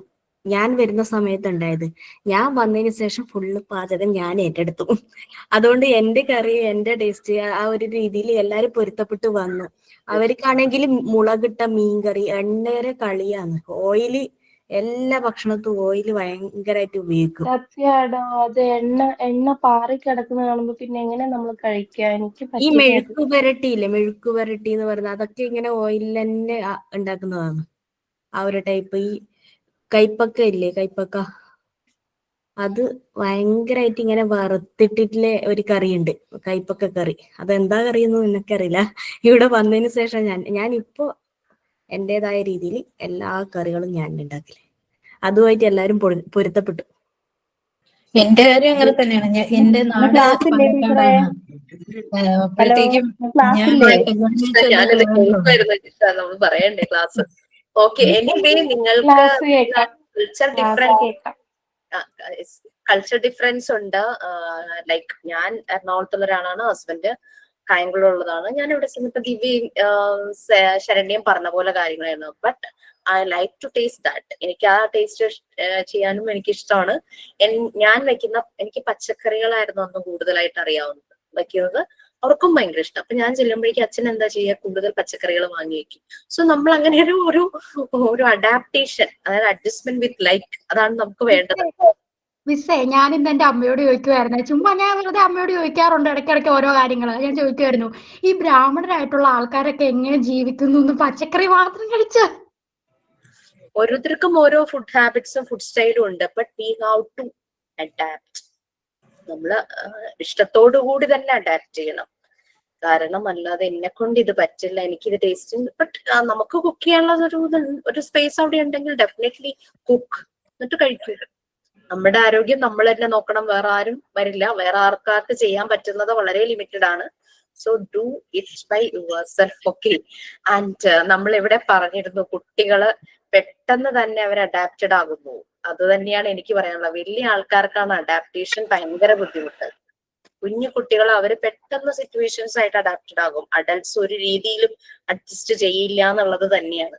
അത് തന്നെയാണ് മറിയ മോണ്ടിസോറി പറഞ്ഞത്. അതുകൊണ്ട് ആ എൻവയോൺമെന്റ് എങ്ങനെയൊക്കെ പ്രിപ്പയർ ചെയ്ത് വെക്കുന്നു, കുട്ടികൾ പെട്ടെന്ന് തന്നെ അതുമായിട്ട് യൂസ്ഡ് ആകുക. ഓക്കെ. ഒരു അഡൽട്ടിനെ സംബന്ധിച്ച് it's very difficult for them to adapt, അല്ലെ? നമ്മളുടെ മക്കളെ ഏതെങ്കിലും എന്താ പറയാ ഡിഗ്രിക്ക് കൊണ്ടുപോയി ആക്കുമ്പോഴേക്കും ഫോൺ കോളാ, എനിക്ക് പറ്റുന്നില്ല ഇവിടുത്തെ ഭക്ഷണം, എനിക്ക് ഇവിടുത്തെ വെള്ളം പറ്റുന്നില്ല, എനിക്ക് ശരിയാവണില്ല, ഇവിടുത്തെ ക്ലൈമറ്റ് എനിക്ക് പറ്റുന്നില്ല, ഭയങ്കര കംപ്ലൈന്റ്സ് ആയിരിക്കും. പക്ഷെ കുഞ്ഞുങ്ങളെ നോക്കൂ, അവരെന്തൊരു ഹാപ്പിയാ. അവർ പെട്ടെന്ന് അഡാപ്റ്റഡ് ആകും സിറ്റുവേഷൻസ് ആയിട്ട്. നമ്മൾക്കാണ് ബുദ്ധിമുട്ട് അഡാപ്റ്റഡ് ആകാൻ. നമ്മൾ കോംപ്രമൈസ് ചെയ്യാനോ സ്ലേവ് ആകുവാനോ അല്ല പറയുന്നത്. We just try to adapt with the situation. നമ്മളെ കൊണ്ട് പറ്റുന്നത് നമ്മൾ അവിടെ ചെയ്യാം. ഓക്കെ. സോ മറിയ മോണ്ടിസോറി ഈ കുട്ടികളുടെ ഡെവലപ്മെന്റ് സ്റ്റേജസിനെ 2 സ്റ്റേജസ് ആയിട്ട് ഡിവൈഡ് ചെയ്തു, ചൈൽഡ്ഹുഡും അഡൽട്ട്ഹുഡും. പല പോർഷനിലും മോണ്ടിസോറി പറയുന്നുണ്ട് അഡാപ്റ്റേഷൻ. ഭയങ്കര ഇമ്പോർട്ടന്റ് ആയിട്ടുള്ള ഒരു മോണ്ടിസോറി ടേമാണ് അഡാപ്റ്റേഷൻ എന്ന് പറയുന്നത്. ആ ഒരു കഴിവ് കുഞ്ഞുങ്ങൾക്കുള്ളത് പോലെ അഡൽട്സിന് ഇല്ല എന്നാണ് പറയുന്നത്. അഡൽട്സ് ആ ഒരു രീതിയിലേക്ക് വന്നു കഴിഞ്ഞാൽ it is very easy. So നമ്മൾ പറഞ്ഞത് യെസ്, ഇപ്പൊ 2 സ്റ്റേജസ് ആയിട്ട് ഡിവൈഡ് ചെയ്തു. That is childhood and adulthood. Actually 6 years വരെയും അവരുടെ കോൺട്രിബ്യൂഷൻ വളരെ ഇമ്പോർട്ടന്റ് ആണ്. അവർ പറഞ്ഞ ഓരോ കാര്യങ്ങളും. കഴിഞ്ഞ ദിവസം പ്രാക്ടിക്കൽ സെഷന് വേണ്ടിയിട്ട് MP3 കുട്ടികൾ വന്നിരുന്നു കേട്ടോ. അവരുടെ ഒരു ഫീഡ്ബാക്ക് ആയിരുന്നു, എത്ര ഇന്റലിജൻസോട് കൂടിയാണ് ഓരോ മെറ്റീരിയൽസും ഉണ്ടാക്കി വെച്ചിരിക്കുന്നത്. ആ മെറ്റീരിയൽസിന്റെ കേസ്, ആ മെറ്റീരിയൽ സൂക്ഷിക്കുന്ന ബോക്സ് വരെ അത്രത്തോളം ഇന്റലിജൻസോട് കൂടിയാണ് സൂക്ഷിച്ചിരുന്നത്. അന്നത്തെ കാലഘട്ടത്തിൽ 19ാം നൂറ്റാണ്ടിൽ ഇനി വരുന്ന ജനറേഷനിലെ കുട്ടികളെ ആ ഒരു വിഷനോട് കൂടിയാണ് ഓരോ മെറ്റീരിയൽസും മറിയ മോണ്ടിസോറി അന്ന് ഡിസൈൻ ചെയ്തിരിക്കുന്നത്. ഓരോ മെറ്റീരിയലും ഇപ്പോഴും അപ്ഡേറ്റഡ് ആയിട്ടുണ്ട്, പക്ഷെ എന്നാലും ബേസ് മോണ്ടിസോറിയുടെ ഡിസൈൻ തന്നെ. അപ്പൊ അതിങ്ങനെ ഓർക്കാം, നമ്മുടെ കൈകളിലൂടെ അത് പോകുമ്പോൾ നമ്മളുടെ ഇന്നർ ചൈൽഡാണ് പുറത്തേക്ക് ചാടുന്നത്. നമ്മളും കുട്ടികളെ പോലെ ആകുന്നു. അങ്ങനെ നമ്മൾ എന്തെല്ലാം അതുകൊണ്ട് മാനിപ്പുലേറ്റ് ചെയ്യാം, ഏതൊക്കെ രീതിയിൽ അത് യൂസ് ചെയ്ത് നമുക്ക് കാര്യങ്ങൾ ചെയ്യാനായിട്ട് പറ്റും. അതൊക്കെ കുട്ടികൾ പറഞ്ഞ ഫീഡ്ബാക്ക് ആയിരുന്നു. എത്ര നന്നായിരിക്കണു അതെല്ലാം എന്നുള്ള രീതിയിൽ അവര് അത് ശരിയായ രീതിയിൽ തന്നെ പറഞ്ഞിരുന്നു. ഓക്കെ. സോ അതാണ്. അപ്പം നമ്മള് ആ 0 to 6 ഇയേഴ്സും 6 to 12 ഇയേഴ്സിനെയും ചൈൽഡ്ഹുഡ് എന്നുള്ള ആ ഒരു കാറ്റഗറിയിൽ പെടുത്തി. ഈ ചൈൽഡ്ഹുഡിനെ 2 പ്ലെയിൻസ് ആയിട്ട് ഡിവൈഡ് ചെയ്തു, അല്ലെങ്കിൽ 2 പീരീഡ് ആയിട്ട് ഡിവൈഡ് ചെയ്തതാണ്. ആ ഏജ് അനുസരിച്ച് 0 to 6 ഇയേഴ്സും 6 to 12 ഇയേഴ്സും. Then comes adulthood. കാര്യം പറയുവാണെങ്കിൽ ആഫ്റ്റർ 6 ഇയേഴ്സ് മറിയ മോണ്ടിസോറിക്ക് കാര്യമായ കോൺട്രിബ്യൂഷൻസ് ഒന്നും ചെയ്യാനായിട്ട് പറ്റിയില്ല. ബട്ട് എന്നാലും അവരുടെ ചില ഒബ്സർവേഷൻസ് നമുക്കായിട്ട് ഷെയർ ചെയ്ത് വെച്ചിട്ടുണ്ട്. എന്റെ കയ്യിലുള്ള മെറ്റീരിയൽ നോക്കിക്കൊണ്ടിരിക്കുക. ഓക്കെ ഫ്രണ്ട്സ്, സോ നമ്മൾ എവിടെ വരെ വായിച്ചു? ഡിവൈഡ് ചെയ്തു. ഫസ്റ്റ് പീരീഡ് നമ്മൾ തുടങ്ങിയോ? റൂൾ ഓഫ് അഡൽറ്റ് അതുവരെ വായിച്ചു. Role of adult. Okay. So first period അതാണ്. ആ ഒരു അതിലെ 0 to 3 ഇയേഴ്സ് അൺകോൺഷ്യസ് മൈൻഡ് ആണ് അവരുടെ. പക്ഷെ എന്നിരുന്നാലും അവരിൽ ഉണ്ടാകുന്ന ചില കാര്യങ്ങൾ അവരുടെ മെമ്മറിയിൽ ഇംപ്രഷൻസ് ആയിട്ട് അൺകോൺഷ്യസ് സ്റ്റേജിൽ കിടക്കുന്നുണ്ടാകും. ബട്ട് ആഫ്റ്റർ 3 ഇയേഴ്സ് എന്ന് പറഞ്ഞാൽ അത്ര ഷാർപ്പ് മെമ്മറി ആയിരിക്കും. ആ ഒരു 3 to 6 ഇയേഴ്സ് എന്ന് പറഞ്ഞാൽ ഭയങ്കര ഒരു റോക്കറ്റ് പോകുന്ന പോലെ അവരുടെ ഡെവലപ്മെന്റ് പല കാര്യങ്ങളിലും. അവരുടെ ഇമാജിനേഷൻ, ക്രിയേറ്റിവിറ്റി, ഇന്റലിജൻസ് ഇതെല്ലാം വളരെ കൂടുതലായിട്ട് വരുന്ന ഒരു ടൈമാണ്. ആ ഒരു സമയത്ത് കുട്ടികൾക്ക് വേണ്ടുന്ന ഒരു എൻവയോൺമെന്റ് നമ്മൾ പ്രിപ്പയർ ചെയ്ത് വെച്ച് കഴിഞ്ഞു കഴിഞ്ഞാൽ അവരിൽ ഉണ്ടാകുന്ന മാറ്റങ്ങൾ എന്ന് പറഞ്ഞു കഴിഞ്ഞാൽ ഭയങ്കര, നമുക്ക് തന്നെ അത്ഭുതം തോന്നും കുട്ടികൾ കാണിക്കുന്ന ഓരോ കാര്യങ്ങളും കാണുമ്പോൾ. Okay. Role of adult. Role of adult ഏത് പീരീഡിലായിരുന്നു?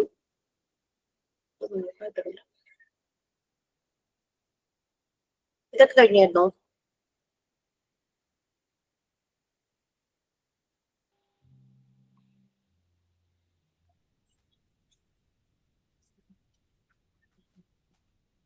റീഡ് ചെയ്യാൻ പറ്റുന്നവരെ റീഡ് ചെയ്തോളൂ. ഞാൻ അപ്പോഴേക്കും എന്റെ നോട്ട്സ് ഒന്ന് തപ്പിയെടുക്കട്ടെ.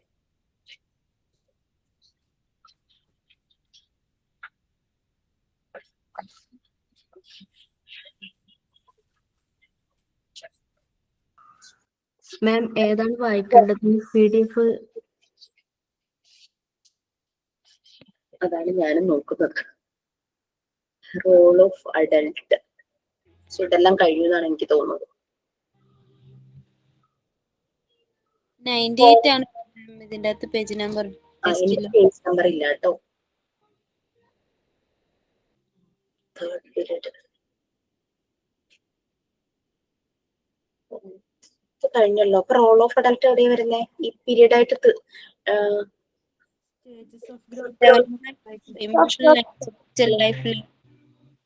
എന്താണ്? Development of emotional and spiritual ലൈഫില് ആ ഇതിൽ വരുന്നുണ്ട്. ഓക്കെ. അപ്പൊ ഈ സ്റ്റേജസ് ആയിട്ട് ഡിവൈഡ് ചെയ്യുന്നതായിട്ടില്ല. ഇല്ല. അത് പറയും. ഞാൻ വിചാരിച്ചു ഇതായിട്ടുണ്ട്. Development of role of adult. Development of emotional and spiritual life. നമുക്കറിയാം എല്ലാ മനുഷ്യരിലും ഇമോഷൻസ് ഉണ്ട്. ലൈക്ക് സന്തോഷവും സങ്കടവും ദേഷ്യവും എല്ലാം നമ്മൾക്ക് വരും. നമ്മൾ എക്സ്പ്രസ് ചെയ്യാറുണ്ട്. ചില ആൾക്കാർ അത് സപ്രസ് ചെയ്യും അല്ലെ. സപ്രസ് ചെയ്യുമ്പോൾ അവരനുഭവിക്കുന്ന ഒരു ഫ്രസ്ട്രേഷൻ, സഫോക്കേഷൻ ഭയങ്കര ബുദ്ധിമുട്ടാണ്. അപ്പൊ കുഞ്ഞുങ്ങൾ അവരുടെ ഇമോഷൻസ് എക്സ്പ്രസ് ചെയ്യാൻ തുടങ്ങുമ്പോൾ നമ്മൾ അവരെ തടസ്സപ്പെടുത്തുവാണെങ്കിൽ അവർക്കത് ഭയങ്കര ബുദ്ധിമുട്ടാണ്. കാരണം എല്ലാ മനുഷ്യർക്കും അവർ ഇമോഷൻസ് ഉണ്ടാകും. ആ ഇമോഷൻസ് അവര് നല്ല രീതിയിൽ എക്സ്പ്രസീവ് ആക്കി അവർ ഇമോഷൻസിനെ ബാലൻസ് ചെയ്യുക എന്നുള്ളത് അതാണ് ശരിക്കും കുട്ടികളിൽ. അത് അവർക്ക് ശരിക്കും വരുന്നത് ആ ഒരു 24 years ഒക്കെ ആകുമ്പോഴാണ്. പക്ഷെ ഇപ്പൊ നമ്മളുടെ ചുറ്റും നോക്കൂ, കുട്ടികൾക്ക് ഒന്ന് പറഞ്ഞാൽ രണ്ടാമത്തേന് വയലന്റ് ആവുന്നു, അജിറ്റേറ്റഡ് ആവുന്നു, കൊല്ലാൻ പോലും മടിക്കുന്നില്ല അല്ലെ. ആ രീതിയിൽ മാറിക്കഴിയുക. കാരണം അതുപോലെ കെമിക്കൽ റിയാക്ഷൻസ് അവരുടെ ബോഡിയിൽ നടക്കുക. മേ ബി ഇതുപോലുള്ള ലഹരികളുടെ ഒരു ഇൻഫ്ലുവൻസ് ആയിരിക്കാം, ഡിജിറ്റൽ മീഡിയയുടെ ഒരു ഇൻഫ്ലുവൻസ് ആയിരിക്കാം. ഇതെല്ലാം നമ്മളുടെ ഉള്ളിലെ കെമിക്കൽ റിയാക്ഷനെ മാറ്റിക്കൊണ്ടിരിക്കുക. പലപ്പോഴും ഇതും ചേഞ്ചസ് വരുത്തുന്നുണ്ട്. നമ്മളുടെ ബോഡിയിൽ കെമിക്കൽ റിയാക്ഷൻസ് നടക്കുന്നുണ്ട് അല്ലെ. അതുകൊണ്ടാണ് പലപ്പോഴും നമ്മൾക്ക് പല ഫീലിങ്സും വരുന്നത്. ഹോർമോണിന്റെ ചില ഇംബാലൻസും വരാം. അപ്പൊ ഇതെല്ലാം വരുന്നത്. അപ്പൊ ചില സമയത്ത് വരുന്ന ചില ഇമോഷണൽ ഫീലിങ്സിനെ ബാലൻസ് ചെയ്യിക്കാൻ ശരിയായ രീതിയിലുള്ള ഒരു ഇന്റർവെൻഷൻ, ഒരു ഇമോഷണൽ സപ്പോർട്ട് ഉണ്ടെങ്കിൽ അത് നടക്കും. ഞാൻ നിങ്ങളോട് ഷെയർ ചെയ്തിട്ടുണ്ടോ എന്നറിയില്ല. ഒരു ചെറിയൊരു കൊച്ചു കുട്ടിയുടെ ഇമോഷനെ സപ്രസ് ചെയ്യുന്ന രീതിയിലൊരു കമന്റ് പറഞ്ഞ് ആ കുട്ടി അവന് വന്ന ഫീലിംഗ് സപ്രസ് ചെയ്തത് ഞാൻ കേൾക്കുകയും ചെയ്തു, കാണുകയും ചെയ്തു. നീ പറഞ്ഞിട്ടുണ്ടോന്ന് അറിയില്ല. തൊട്ടടുത്ത വീട്ടിലെ നൈബർ വീട്ടില് കളിക്കാനായിട്ട് ഒരു കുഞ്ഞു മോൻ വന്നു. ഈ മോൻ ഒരു LKG UKG ആ പ്രായമുള്ള ഒരു മോനാണ്. അപ്പോ ഈ വീട്ടിലെ കുട്ടിയായിട്ട് കളിക്കാനായിട്ട് വന്നപ്പോ കുട്ടികളല്ലേ തമ്മിൽ കളിച്ചപ്പോ എന്തോ ചെറിയൊരു വഴക്ക് പോലെ ഉണ്ടായി. അത് ഇവന് ഫീൽ ചെയ്തു. ഇവൻ കരയാൻ തുടങ്ങി. നമ്മുടെ ഗസ്റ്റ് ആയിട്ട് വന്ന കുട്ടി കരയാനായിട്ട് തുടങ്ങി. അപ്പൊ ഈ വീട്ടിലെ കുട്ടിയുടെ അമ്മ പറഞ്ഞ ഒരു ഡയലോഗാണ് ഞാൻ കേട്ടത്. അമ്മ ഒരു 30+ ഉള്ള ആളാണ്.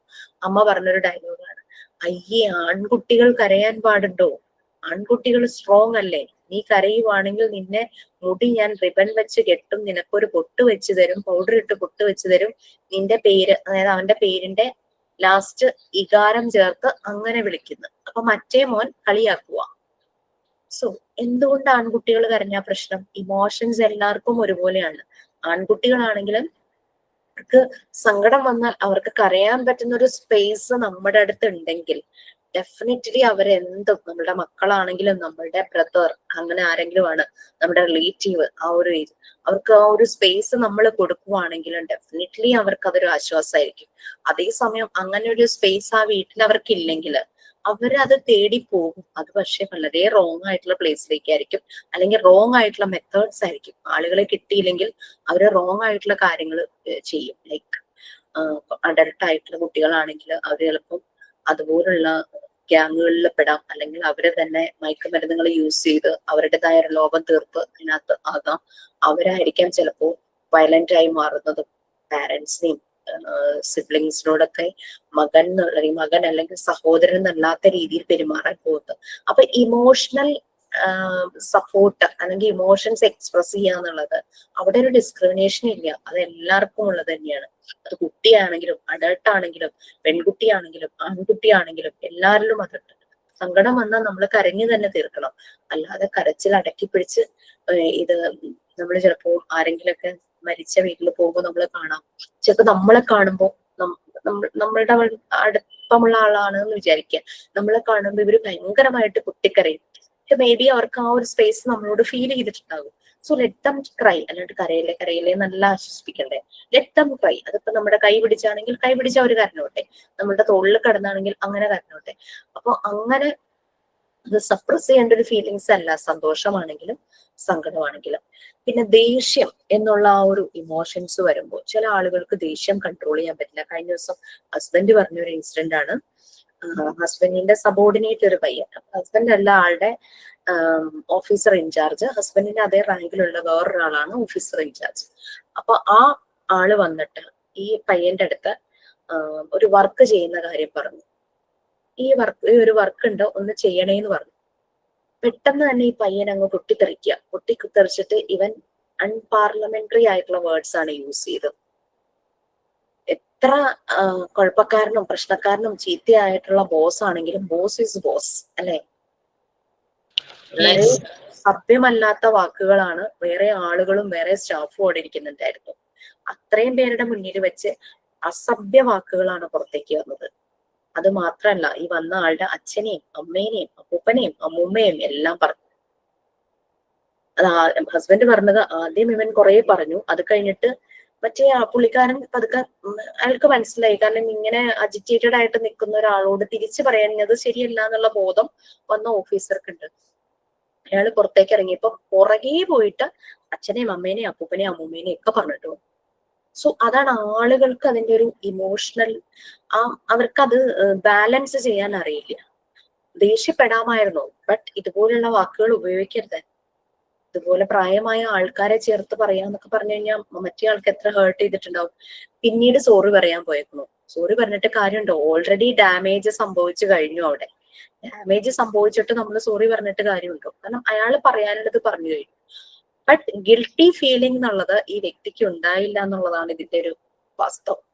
ഈ വ്യക്തിക്ക് മാത്രമല്ല, വ്യക്തിയുടെ വീടിലുള്ള ആർക്കും ഉണ്ടായില്ല. അവരിയാളെ സപ്പോർട്ട് ചെയ്തു. അത് ഈ പയ്യന്റെ അച്ഛൻ ഒരു പ്രൊഫസറാണ്, റിട്ടയർഡ് പ്രൊഫസറാണ്. അദ്ദേഹവും ഈ പയ്യന് കൂട്ടുനിന്നു, നീ ചെയ്തതാണ് ശരിയെന്ന് പറഞ്ഞു. സോ ദാറ്റ് മീൻസ് ആ ഒരു വീട്ടിലെ ഒരു കൾച്ചർ ആ ഒരു രീതിയിലാണ് അവനെ വളർത്തിക്കൊണ്ട് പോകുന്നത് എന്നായിരിക്കും. ലൈഫ് പാർട്ട്ണർ ഉണ്ട്, വൈഫ്. ആ കുട്ടിയും ഒന്നും പറഞ്ഞില്ല ഈ സംഭവം അറിഞ്ഞിട്ട്. കുട്ടിയും ഒന്നും പറഞ്ഞില്ല എന്നുള്ളത് അവൻ തന്നെയാണ് ഹസ്ബൻഡിനോട് പറഞ്ഞത്. അപ്പൊ ഹസ്ബൻഡ്, കാരണം ഇത് റിപ്പോർട്ട് ചെയ്ത് കഴിഞ്ഞാൽ ഭയങ്കര ഇഷ്യൂ ആകും. അപ്പൊ ഹസ്ബൻഡ് ഈ പയ്യന്റെ ഓഫീസർ, അവർ നല്ല സുഹൃത്തുക്കളാ, ഇങ്ങനെ പറഞ്ഞു. ആ ഓഫീസർ പറഞ്ഞു, എന്റെ സ്വഭാവത്തിന് ഞാനിത് അടങ്ങിയിരിക്കില്ല, ഞാൻ റിപ്പോർട്ട് ചെയ്യും. പക്ഷെ ദീപക് പറഞ്ഞത് കൊണ്ട് ഞാൻ ക്ഷമിക്കാം, പക്ഷെ ഇങ്ങനെയൊക്കെ സംസാരിക്കാൻ പാടുണ്ടോ എന്നിങ്ങനെ ചോദിച്ചു. അപ്പൊ അങ്ങനെ റിപ്പോർട്ട് ചെയ്യില്ലായിരിക്കും നമ്മൾ പ്രതീക്ഷിക്കുന്നു. ബട്ട് പുള്ളി എന്താ പറയാ, അപ്പൊ ഈ പുള്ളി ആളുടെ മുകളിൽ ഒരാളുണ്ട്, ആളോട് മിക്കവാറും ഒഫീഷ്യലി പറഞ്ഞില്ലെങ്കിലും ഇങ്ങനെ ഒരു സംഭവം നടന്നു എന്നുള്ളത് പിന്നീട് എന്തെങ്കിലും പ്രശ്നം ഉണ്ടായാലോ എന്ന് വെച്ചിട്ട് പറയുമായിരിക്കും. ഇങ്ങനെ ഹസ്ബൻഡ് ഈ പയ്യനോട് പറയാം, പറയട്ടെ, അയാളോട് ഞാൻ രണ്ടു പറയാനിരിക്കുക. സോ ലൈക്ക് നമ്മളെ താഴ്ന്ന അടിമയെ പോലെ ഇരിക്കണം എന്നല്ല, നമ്മൾ ചില സ്ഥലത്ത് നിൽക്കേണ്ടതായ ഒരു രീതികളുണ്ടല്ലോ. ഒരാൾ നമ്മളെ അടുത്ത് ഷൗട്ട് ചെയ്യുക, ദാറ്റ് ഡസന്റ് മീൻ ദാറ്റ് നമ്മൾ അതിന്റെ ഇരട്ടിയായിട്ട് ഷൗട്ട് ചെയ്യണം എന്നുള്ളതല്ലോ. അയാളൊന്ന് ഒതുങ്ങുമ്പോ നമുക്ക് അയാളോട് സംസാരിക്കാൻ പറ്റുന്ന ഒരു സ്പേസ് ആണെങ്കിൽ പറയുക, നീ അപ്പോൾ പറഞ്ഞത് ശരിയായില്ല. അപ്പൊ ഹസ്ബൻഡ് അങ്ങനെ ആളെ ഒന്ന് ഫോൺ ചെയ്ത് സംസാരിക്കാൻ തുടങ്ങിയപ്പോ പറഞ്ഞു, സാറേ ഉപദേശമാണെങ്കിൽ എന്നോട് പറയണ്ട. അതാണ് ആദ്യം പറഞ്ഞ വാക്ക്. അത് ഉപദേശിക്കാൻ വിളിച്ചതല്ല. ഇതിന്റെ ഒരു ആഫ്റ്റർ എഫക്ട്സ് എന്തും വരാം, അത് നീ ഫേസ് ചെയ്യേണ്ടതായിട്ട് വരും. എനിക്ക് കുഴപ്പമില്ല, ഞാൻ എന്ത് ഫേസ് ചെയ്യും, ഞാൻ എല്ലാവരോടും രണ്ട് പറയും. ആ ഒരു രീതിയിലാണ് സംസാരിച്ചത്. അപ്പൊ അങ്ങനെയുള്ള ചില ആളുകളുടെ അവരുടെ ചില ആളുകൾ ഭയങ്കര അജിറ്റേറ്റഡ് ആവുന്നു, വയലന്റ് ആകുന്നു. മേ ബി അവരുടെ നമ്മുടെ ബോഡിക്കകത്ത് ചില കെമിക്കൽ ആക്ഷൻസ് നടക്കുന്നുണ്ട്. അതുകൊണ്ടാണ് അത് ചില ഇങ്ങനെ അതിന്റെ ഫുൾ റിസർച്ച് ഒന്നും കഴിഞ്ഞിട്ടില്ല കേട്ടോ. ചില ഫുഡ് ഇൻടേക്ക് കൊണ്ടാണെന്ന് പറയുന്നു, ചില മെഡിസിൻസിന്റെ ഇൻടേക്ക് കൊണ്ടാണെന്ന് പറയുന്നു. പിന്നെ അല്ലാതെ കെമിക്കൽസ്, ഈ അഡൾട്ട്സ് കെമിക്കൽസ് യൂസ് ചെയ്യുമ്പോൾ അതിന്റെ ആഫ്റ്റർ എഫക്റ്റ് വരാം. അപ്പൊ ഇമോഷണൽ ലൈഫ് എന്ന് പറയുന്നത് എന്റെ ഡെവലപ്മെന്റ്, അത് ശരിയായ രീതിയിൽ ആ കുട്ടിക്ക് സന്തോഷിക്കാൻ ഒരു സ്പേസ് കൊടുക്കുക, കുട്ടിക്ക് കരയാൻ ഒരു സ്പേസ് കൊടുക്കുക, ഇതൊക്കെ ചെയ്യുവാണെങ്കിൽ definitely he can develop his own emotional life. അതാണ് ഇവിടെ മോണ്ടിസോറി പറയുന്നത്. കാരണം എല്ലാം സെൻസ് ചെയ്യണം. പിന്നെ സ്പിരിച്വൽ ലൈഫ് എന്ന് ഉദ്ദേശിക്കുന്നത് നേച്ചറുമായിട്ട് കണക്ട് ചെയ്യുമ്പോൾ കുട്ടികൾ പല കാര്യങ്ങളും അറിയുന്നു. പിന്നെ വീടുകളിൽ ഫോളോ ചെയ്യുന്ന ശരിയായ രീതിയിലുള്ള ചില ട്രഡീഷൻ രീതികൾ ഉണ്ടാകും. അതിൽ നിന്നെല്ലാം കുട്ടികൾ പഠിക്കുന്നത് വാല്യൂസ് ആണ്. അതായത് മറ്റുള്ളവരെ സ്നേഹിക്കണം, ബഹുമാനിക്കണം, റെസ്പെക്ട് ചെയ്യണം, ആരെയും ഉപദ്രവിക്കരുത്, അങ്ങനെയുള്ള കാര്യങ്ങളാണ് ശരിക്കും നമ്മളുടെയൊക്കെ റിലീജിയസ് ബിലീഫിൽ നിന്നും ട്രഡീഷനിൽ നിന്നും കുട്ടികൾ പഠിക്കേണ്ടതും അത് തന്നെയാണ്. അല്ലാതെ ഒരു ആളെ ഉപദ്രവിക്കണമെന്നോ ഇല്ലാതാക്കണമെന്നോ ഒരു ബിലീഫും പറഞ്ഞിട്ടില്ല. ആളുകൾ പലപ്പോഴും വളച്ചൊടിക്കുന്നതാണ്. അപ്പൊ കുട്ടികളിൽ ആ ഒരു നന്മ അതേ പോയിട്ടുണ്ടെങ്കിൽ അവരൊരിക്കലും ഒരു ഉറുമ്പിനെ പോലും അവര് ഉപദ്രവിക്കാൻ പോവില്ല. അവരെല്ലാത്തിനെയും റെസ്പെക്ട് ചെയ്യും. ഏതൊരു ലിവിങ് തിങ്സ് ആയാലും അല്ലാതെയുള്ള എന്ത് പുസ്തകങ്ങളോടാണെങ്കിലും എന്തിനേയും അവർ റെസ്പെക്ട് ചെയ്യും. ആ ഡിസ്ട്രോയിങ് നേച്ചർ അവരിൽ ഉണ്ടാകില്ല. ഇതാണ് അവരുടെ സ്പിരിച്വൽ ലൈഫിന്റെ ഡെവലപ്മെന്റ് വളരെ ഇമ്പോർട്ടന്റ് ആയിട്ട് പറയുന്നത്.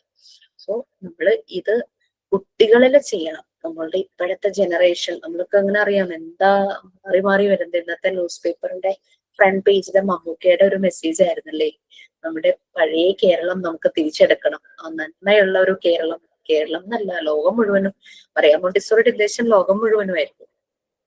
പക്ഷെ നമ്മള് കേരളത്തിൽ ഇത്രയും ഈ ഒരു ന്യൂ ഇയർ ഉണ്ടായിട്ട് എന്തൊക്കെ സംഭവങ്ങൾ ഉണ്ടായിരിക്കണേ അല്ലെ. ഈ ഒരു വർഷം പിറന്നിട്ടുണ്ടായത്, കഴിഞ്ഞ വർഷത്തെ പോട്ടെ കണക്കെടുക്കണം, ഇതിപ്പോ 2 മാസം കഴിഞ്ഞിട്ടേ ഉള്ളൂ. അപ്പോഴേക്കും ഉണ്ടായ അപകടങ്ങൾ എന്ന് പറഞ്ഞു കഴിഞ്ഞാൽ മനഃപൂർവ്വമായിട്ട് മനുഷ്യനെ ഉപദ്രവിക്കുന്ന കുറെ കാര്യങ്ങളാണ് നമ്മൾ കേട്ടുകൊണ്ടിരിക്കുന്നത് അല്ലെ. അങ്ങനെ ഒരു എല്ലാവരുടെയും മനസ്സിലുണ്ട് എവിടേക്കാണ് ഈ പോക്ക്. നമ്മൾ ഭയങ്കരമായിട്ട് നമ്മൾ അഹങ്കരിച്ചിരുന്നു. ഗോഡ്സ് ഓൺ കൺട്രി, 100% സാക്ഷരത ആയിക്കോട്ടെ, 100% സാക്ഷരത ആയിക്കോട്ടെ, പക്ഷെ മാനസിക ആരോഗ്യ സാക്ഷരത നമ്മൾക്ക് വളരെ കുറവാണ്. ആ ഒരു മാനസിക ആരോഗ്യം, ആ ഒരു ലിറ്ററസി ഇൻ മെന്റൽ ഹെൽത്ത്, അതാണ് ഏറ്റവും ഡിമാൻഡിങ്, ഏറ്റവും ആവശ്യമായിട്ടുള്ളത്. അത് വളരെ കുറവാണ്. ഓക്കെ, അപ്പൊ അങ്ങനെ ഇമോഷണൽ ആൻഡ് സ്പിരിച്വൽ ലൈഫിന്റെ ഡെവലപ്മെന്റ് ആണ് നമ്മൾ പറഞ്ഞുകൊണ്ടിരിക്കുന്നത്. അത് കുട്ടികൾ പലപ്പോഴും ആളുകളുമായിട്ട് ഇന്ററാക്ട് ചെയ്യാനായിട്ട് മടി കാണിക്കും, അത് ഉള്ളതാണ്. ബട്ട് അവരുടെ ഏജ് ഇങ്ങനെ, എന്റെ മോന് അത് അങ്ങനെ ഒരു പ്രശ്നം ഉണ്ടായിരുന്നു ചെറുപ്പത്തില്. അവൻ കുഞ്ഞു പ്രായത്തിൽ ഭയങ്കര ആക്റ്റീവ് ആയിരുന്നു. ബട്ട് ഒരു സ്ട്രേഞ്ചറെ കാണുമ്പോൾ ആ ഒരു ഭയങ്കര ഒരു പ്രശ്നം ഉണ്ടായിരുന്നു. നമ്മളുടെ അടുത്തേക്ക് പെട്ടെന്ന് ഓടി വരും. അവർ ഒത്തിരി പ്രശ്നമാണ് സ്ട്രേഞ്ചേഴ്സ്. അങ്ങനെ ഒരു കുട്ടികൾക്ക് അങ്ങനെയുള്ള ഒരു പ്രശ്നം നമ്മൾ പഠിച്ചിട്ടുണ്ടല്ലോ, സ്ട്രേഞ്ചർ ആങ്സൈറ്റി അല്ലെ, സെപ്പറേഷൻ ആങ്സൈറ്റി എന്ന് നമ്മൾ പറഞ്ഞു. പരിചയമില്ലാത്ത ഒരാളെ കാണുമ്പോൾ ഉണ്ടാകുന്ന ഒരു വല്ലാത്തൊരു ആങ്സൈറ്റി, സ്ട്രേഞ്ചർ ആങ്സൈറ്റി. അമ്മയിൽ നിന്നും അടർത്തി മാറ്റിക്കൊണ്ടു പോകുമ്പോൾ ആ ഒരു സെപ്പറേഷൻ ആങ്സൈറ്റി, അതായത് സ്കൂളിൽ ആദ്യമായിട്ട് കൊണ്ടാക്കുമ്പോൾ കുട്ടികൾ കരഞ്ഞു വിളിച്ച് ബഹളം വെക്കുന്നുണ്ടോ, നോർമൽ. അത് സെപ്പറേഷൻ ആങ്സൈറ്റിയാണ്. അപ്പൊ അങ്ങനെ മോന് സ്കൂളൊന്നും പ്രശ്നമൊന്നും ഉണ്ടായിരുന്നില്ല. ബട്ട് കുറെ സമയം എന്നെ കാണാതിരിക്കുമ്പോൾ ഭയങ്കര ഒരു പ്രശ്നമാണ്. എന്നും മോർണിംഗ്, ഇപ്പൊ ആള് 8ാം ക്ലാസ്സിലാണ്, എന്നും മോർണിംഗ് എണീറ്റ് കഴിയുമ്പോൾ അവൻ എന്നോട് ചോദിക്കുന്ന ആദ്യത്തെ ചോദ്യം ഇതാ, ഇന്ന് അമ്മ ഇവിടെ ഉണ്ടാവോ?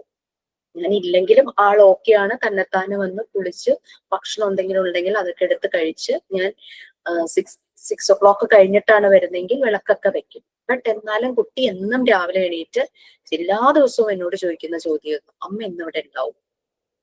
സോ അവന്റെ ഒരു സെക്യൂർ ഫീലിംഗ് എന്ന് പറഞ്ഞു കഴിഞ്ഞാൽ എന്റെ ഒരു സർക്കിളാണ്. എനിക്ക് ആ സർക്കിൾ ഇല്ലാതാക്കണം എന്ന് ആഗ്രഹമില്ല. ബട്ട് അവനിപ്പോ സോഷ്യലൈസ് ചെയ്യാൻ തുടങ്ങിയത് വളരെ ലേറ്റ് ആയിട്ടാണ്.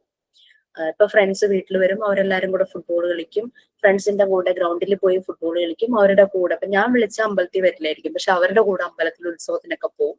സോ ദാറ്റ് മീൻസ് അവൻ സോഷ്യലൈസ് ചെയ്യാൻ തുടങ്ങി, ആ സോഷ്യൽ ഇന്ററാക്ഷൻ കൂടി.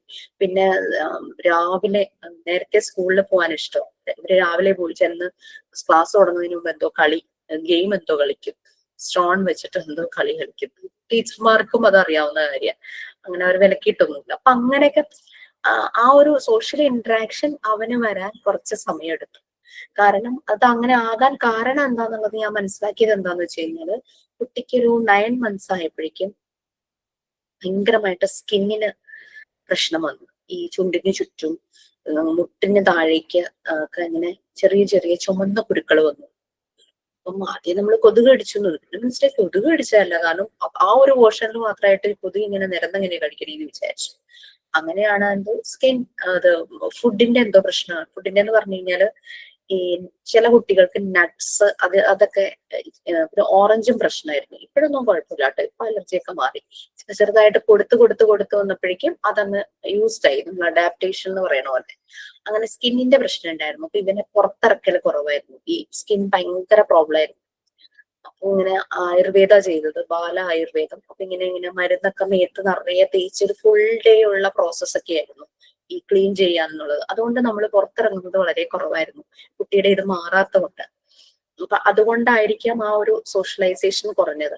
പക്ഷെ ഒരു 3 years ഒക്കെ ആയപ്പോഴേക്കും അംഗൻവാടിയിലൊക്കെ ആക്കിയപ്പോഴേക്കും സംസാരം കുറവാ, ബട്ട് അവിടുത്തെ കുട്ടികളൊക്കെ ആയിട്ട് കളിക്കും. പക്ഷെ എന്നാലും എല്ലാവരും എന്നോട് പറയും ഡോക്ടറെ കാണിക്കൂ, കുട്ടി സംസാരിക്കുന്നില്ല. അപ്പൊ ഈ അംഗൻവാടിയിലേക്ക് കുറച്ച് നടക്കാനുണ്ട്. എന്റെ കൈയും പിടിച്ച് ആള് നടക്കും, എടുക്കണത് താല്പര്യമില്ല. കൈ പിടിച്ച് നടക്കുമ്പോ കുറേ വിശേഷങ്ങൾ പറയും. നേരെ ആ അംഗൻവാടിയുടെ മുമ്പിലെത്തുമ്പോ പിന്നെ മിണ്ടില്ല, സ്വിച്ചിട്ട പോലെ നിൽക്കും. തിരിച്ച് വൈകുന്നേരം വരുമ്പോൾ ഇത് തന്നെ അങ്ങനെ സംസാരിച്ചുകൊണ്ടായിരിക്കും വരുന്നത്. സോ അങ്ങനെ ആ കുട്ടിയുടെ തിരിയാൻ ഇപ്പൊ എനിക്ക് ഞാൻ എക്സ്പീരിയൻസ് ചെയ്ത കാര്യം ഞാൻ പറഞ്ഞതേ ഉള്ളൂ. ഈ സോഷ്യൽ ഇന്ററാക്ഷനിലൂടെ ഇവരുടെ ഇമോഷണൽ അതുപോലെ തന്നെ സ്പിരിച്വൽ ലൈഫ്, പിന്നെ ആള് ഫുട്ബോളുകൾ കാണും, കളി കാണുന്നതേ ജയിക്കുമോ എന്നുള്ള ടെൻഷനിലാണ് കേട്ടോ. അപ്പൊ കുട്ടികളല്ലേ, അവരത് ഭയങ്കരമായിട്ട് ഇമോഷണലി എടുക്കും. നമ്മൾക്ക് ചിലപ്പം കളി തോറ്റുപോയി കുറെ നേരത്തേക്ക് ആയിരിക്കും നമുക്ക് ആ ഒരു കുറച്ച് നേരത്തേക്ക് നമുക്ക് അതിനെ നമ്മൾക്കൊന്നും ഹോണ്ട് ചെയ്യണ്ടാവുമായിരിക്കും. ചില മൂവീസ് കാണുമ്പോൾ ക്ലൈമാക്സ് ഭയങ്കര സാഡ് എൻഡിങ് ആണെങ്കിൽ നമ്മള് ഹോണ്ട് ചെയ്യാറില്ലേ, ഇതിങ്ങനെ കുറെ സമയത്തേക്ക് ഭയങ്കര ഡിസ്റ്റർബ്ഡ് ആയിട്ട് ഇങ്ങനെ ഇരിക്കും. അപ്പൊ ഈ ഹസ്ബൻഡ് ചെന്നിങ്ങനെ ഇറിറ്റേറ്റ് ചെയ്യും, അങ്ങനെ ഓരോന്നിങ്ങനെ പറയും. ഞാൻ പറയും ഞാനിങ്ങനെ പതുക്കെ ഇങ്ങനെ കാണിക്കും മിണ്ടരുതെന്ന് പറയും. ഇങ്ങനെ നമ്മൾ അടുത്തിരുന്നാ മതി, അടുത്തിരുന്ന് കയ്യിലൊന്ന് പിടിച്ചാൽ മതി, അപ്പോഴേക്കും ആള് അതങ്ങോട്ട് പെട്ടെന്ന് തന്നെ ആ ഇമോഷൻസ് ബാലൻസ് ചെയ്യും, അഥവാ തോറ്റു പോയിട്ടുണ്ടെങ്കിൽ. അപ്പൊ അങ്ങനത്തേക്ക് നമ്മളൊരു സ്പേസ് കൊടുത്തു കഴിഞ്ഞു കഴിഞ്ഞാൽ ആ ഒരു ഡെവലപ്മെന്റ് ഓഫ് ഇമോഷണൽ, അങ്ങനെ ഒരു സ്പേസ് അവന് ഞാൻ കൊടുക്കുന്നതുകൊണ്ടാണ് ദിവസവും മോർണിംഗ് എണീറ്റിട്ട് അമ്മ ഇന്ന് ഇവിടെ ഉണ്ടാവുമെന്ന് അവൻ ചോദിക്കുന്നത്. കാരണം സ്കൂളിൽ നിന്ന് വരുമ്പോഴേ പറയാൻ ഇഷ്ടംപോലെ കാര്യങ്ങളുണ്ട്, വഴിയിൽ കണ്ട കാര്യങ്ങൾ പറയാനുണ്ട്. അപ്പൊ ആ ആളെ അവിടെ മിസ്സാവുമ്പോ അതുകൊണ്ട് ഞാൻ വളരെ ശ്രദ്ധിക്കാറുണ്ട്. എവിടെയെങ്കിലും പോയി കഴിഞ്ഞു കഴിഞ്ഞാൽ പെട്ടെന്ന് തന്നെ ഞാൻ വരും. സ്കൂളിൽ നിന്ന് വരുന്നത് ഒരു 1/2 മണിക്കൂർ വൈകിയാലും പ്രശ്നമില്ലല്ലോ. അങ്ങനെ ആ രീതിയിൽ ഞാൻ എത്രയും പെട്ടെന്ന് ഓടി വരാനായിട്ട് ഞാൻ ശ്രമിക്കാറുണ്ട്. വീട്ടിലിരുന്നാണ് ഇപ്പൊ ക്ലാസ് ഒക്കെ എടുക്കുന്നത്, പുറത്തു പോയി ക്ലാസ് എടുക്കുന്ന സമയത്താണ് ഈ ഒരു പ്രശ്നം. അപ്പൊ നമ്മൾ ശ്രദ്ധിക്കുക, നമ്മുടെ വീട്ടിലെ കുട്ടികൾ മാത്രല്ല കേട്ടോ, പ്രായമായവര്, അവർക്ക് ഇമോഷണൽ സപ്പോർട്ട് എന്ന് പറഞ്ഞു കഴിഞ്ഞാൽ അവർക്ക് പറയാനോ സംസാരിക്കാനോ ആരും ഇല്ലാത്തതിന്റെ ഭയങ്കര സഫോക്കേഷൻ അനുഭവിക്കുന്നവരുണ്ട്. അപ്പൊ അത് നമ്മൾ ശ്രദ്ധിക്കണം. നമ്മൾ ചിലപ്പോൾ ശ്രദ്ധിക്കാതെ പോയിട്ടുണ്ടാവും. ഈവൻ ദോ നമ്മളുടെ ലൈഫ് പാർട്ട്ണർ ആണെങ്കിലും ഓഫീസിൽ നിന്ന് ആണെങ്കിൽ എവിടെയാന്ന് വെച്ചാൽ ജോലി കഴിഞ്ഞു എവിടെയെങ്കിലും പോയിട്ട് വരുവാണെങ്കിലും സംസാരിച്ച് എന്തെങ്കിലുമൊക്കെ നമ്മള് ഒരു കണക്ഷൻ ഉണ്ടാക്കാനായിട്ടൊക്കെ നോക്കുമ്പോൾ ചിലപ്പോൾ അവർക്കും ഉണ്ടാവും ചില കാര്യങ്ങൾ ഇത് പറയാൻ. ഈ പയ്യന്റെ പ്രശ്നം വന്ന ഉടനെ ഹസ്ബൻഡ് എന്നെ വിളിച്ചു, ജിഷ ഇങ്ങനെ ഒരു പ്രശ്നം ഉണ്ടായി, അവൻ ഇങ്ങനെ പറഞ്ഞു, ഞാൻ ഒട്ടും പ്രതീക്ഷിച്ചില്ല അവൻ ഇങ്ങനെ പറയുന്നു, ഇങ്ങനെ അവൻ പൊട്ടിത്തെറിക്കുന്നു വിചാരിച്ചില്ല, അവൻ എന്തോ പ്രശ്നമുണ്ട്, എന്തോ പ്രോബ്ലം ഉണ്ട്. ഞാൻ പറഞ്ഞു ഇങ്ങോട്ട് വരാൻ പറയൂ, ആൾക്ക് പറയാനുള്ളത് നമുക്കിരുന്ന് കേൾക്കാന്ന് തോന്നുന്നു. പക്ഷെ പുള്ളി അടുക്കുന്നില്ല. എന്നെ ആരും നമ്മൾ ഉപദേശിക്കാൻ ഉദ്ദേശിച്ചിട്ടല്ല, പുള്ളിക്ക് പറയാനുള്ളത് മുഴുവൻ പുള്ളി പറഞ്ഞ് ഫസ്റ്റ് ഔട്ട് ആവണമെങ്കിൽ ഫസ്റ്റ് ഔട്ട് ആയിട്ട് തീർക്കട്ടെ, അത് ഉദ്ദേശിച്ചാൽ ഞാൻ ഇങ്ങോട്ട് വരാനായിട്ട് പറയാൻ പറഞ്ഞു. അപ്പൊ പുള്ളിയോട് ആള് തന്നെ ഹസ്ബൻഡ് എന്നെ സംസാരിക്കാൻ ചെല്ലുമ്പോഴേക്കും പറയണത് ഇത് എന്നെ ഉപദേശിക്കാൻ വരട്ടാ, നമ്മൾ ഉപദേശിക്കാനല്ല ഉദ്ദേശിച്ചത്, ആൾക്കൊരു സ്പേസ് കൊടുക്കുന്നു. എന്തുകൊണ്ട് അങ്ങനെ റിയാക്ട് ചെയ്തു, അതിന്റെ പുറകിൽ എന്താണ്. പക്ഷെ അനലൈസ് ചെയ്യുന്നില്ല, റീതിങ്ക് ചെയ്യുന്നില്ല, ഞാൻ ചെയ്തത് ശരിയാണ്, ഞാൻ ഇനിയും പറയും. ആ ഒരു രീതിയിൽ നിൽക്കുന്ന ഒരാളെ നമുക്ക് ഒന്നും ചെയ്യാനായിട്ട് പറ്റില്ല. ഇത് ചെറുപ്പത്തിലെ ഈ ഒരു ഇമോഷണൽ ബാലൻസ് അവരിൽ കൊടുക്കണം എന്നാണ് പറയുന്നത്. സോഷ്യൽ ഇന്ററാക്ഷനിലൂടെ ഇവർ പലതും പഠിക്കും, പലതും എക്സ്പീരിയൻസ് ചെയ്യുന്നു. അവരുടെ ആ ഇമോഷണൽ മെച്യൂരിറ്റി, തമ്മില് കുട്ടികളായിട്ട് കളിക്കുന്നു, കളികളിൽ പല പ്രശ്നങ്ങളും വരാം, അവർ വീഴാം അല്ലെ. ബട്ട് നല്ല രീതിയിലാണ് കുഞ്ഞുങ്ങൾ അത് മാനേജ് ചെയ്യുന്നത്. അതെല്ലാം ഇവരിൽ ഉണ്ടാകുന്ന ഇമോഷണൽ മെച്യൂരിറ്റി തന്നെയാണ്. അങ്ങനെ ഗുഡ് മാനേഴ്സ്, ഇതെല്ലാം എങ്ങനെ മറ്റുള്ളവരെ കൺസിഡർ ചെയ്യണം, എങ്ങനെ കാര്യങ്ങൾ ഷെയർ ചെയ്യണം, ഇതെല്ലാം സോഷ്യൽ ഇന്ററാക്ഷനിലൂടെയാണ് വരുന്നത്. പിന്നെ മ്യൂച്വൽ റെസ്പോൺസിബിലിറ്റി, ഇതൊരു നീഡഡ് പാർട്ടാണ് മ്യൂച്വൽ റെസ്പോൺസിബിലിറ്റി എന്ന് പറയുന്നത്. മറ്റുള്ളവരെ ഹെൽപ്പ് ചെയ്യുക, ഒരു റെസിപ്രോക്കൽ ഹെൽപ്പ്. അതായത് നമ്മൾക്കറിയാം നമ്മൾ ഒരാളെ ഹെൽപ്പ് ചെയ്യുന്നു, but that doesn't mean that അവര് നമ്മളെ തിരിച്ച് ചെയ്യുന്നില്ല. ബട്ട് ആ ഒരു ഗുഡ് ഡീഡ് വേറെ ഏതെങ്കിലും രീതിയിൽ എന്തെങ്കിലും നമ്മളിലേക്ക് തിരിച്ചു വരും. നമുക്കൊരു സന്തോഷം കിട്ടിയാൽ തന്നെയും അതിന്റെ റിട്ടേൺ അതല്ലേ. ഞാൻ ഒരാളെ ഒന്ന് ഹെൽപ്പ് ചെയ്തു, നമുക്കൊരു സാറ്റിസ്ഫാക്ഷൻ, ഒരു സന്തോഷം ഫീൽ ചെയ്തു, അതാണ് അതിന്റെ റിട്ടേൺ. അവര് നമ്മളെ ഹെൽപ്പ് ചെയ്യണമെന്ന് നമുക്ക് നിർബന്ധം പിടിക്കാൻ പറ്റില്ല. ബട്ട് കുട്ടികളിൽ നമ്മളിതിങ്ങനെ ഡെവലപ്പ് ചെയ്ത് വരുമ്പോഴേക്കും അവരിലുണ്ടാകും ഈ ഒരു മ്യൂച്വൽ റെസ്പോൺസിബിലിറ്റി, ആ ഒരു ഫീലിംഗ്, എംപതി. സിമ്പതിയേക്കാളും ഏറ്റവും വേണ്ടത് എംപതിയാണ്. എന്താ രണ്ടും തമ്മിലുള്ള ഡിഫറൻസ്? സിമ്പതിയും എംപതിയും തമ്മിലുള്ള ഡിഫറൻസ്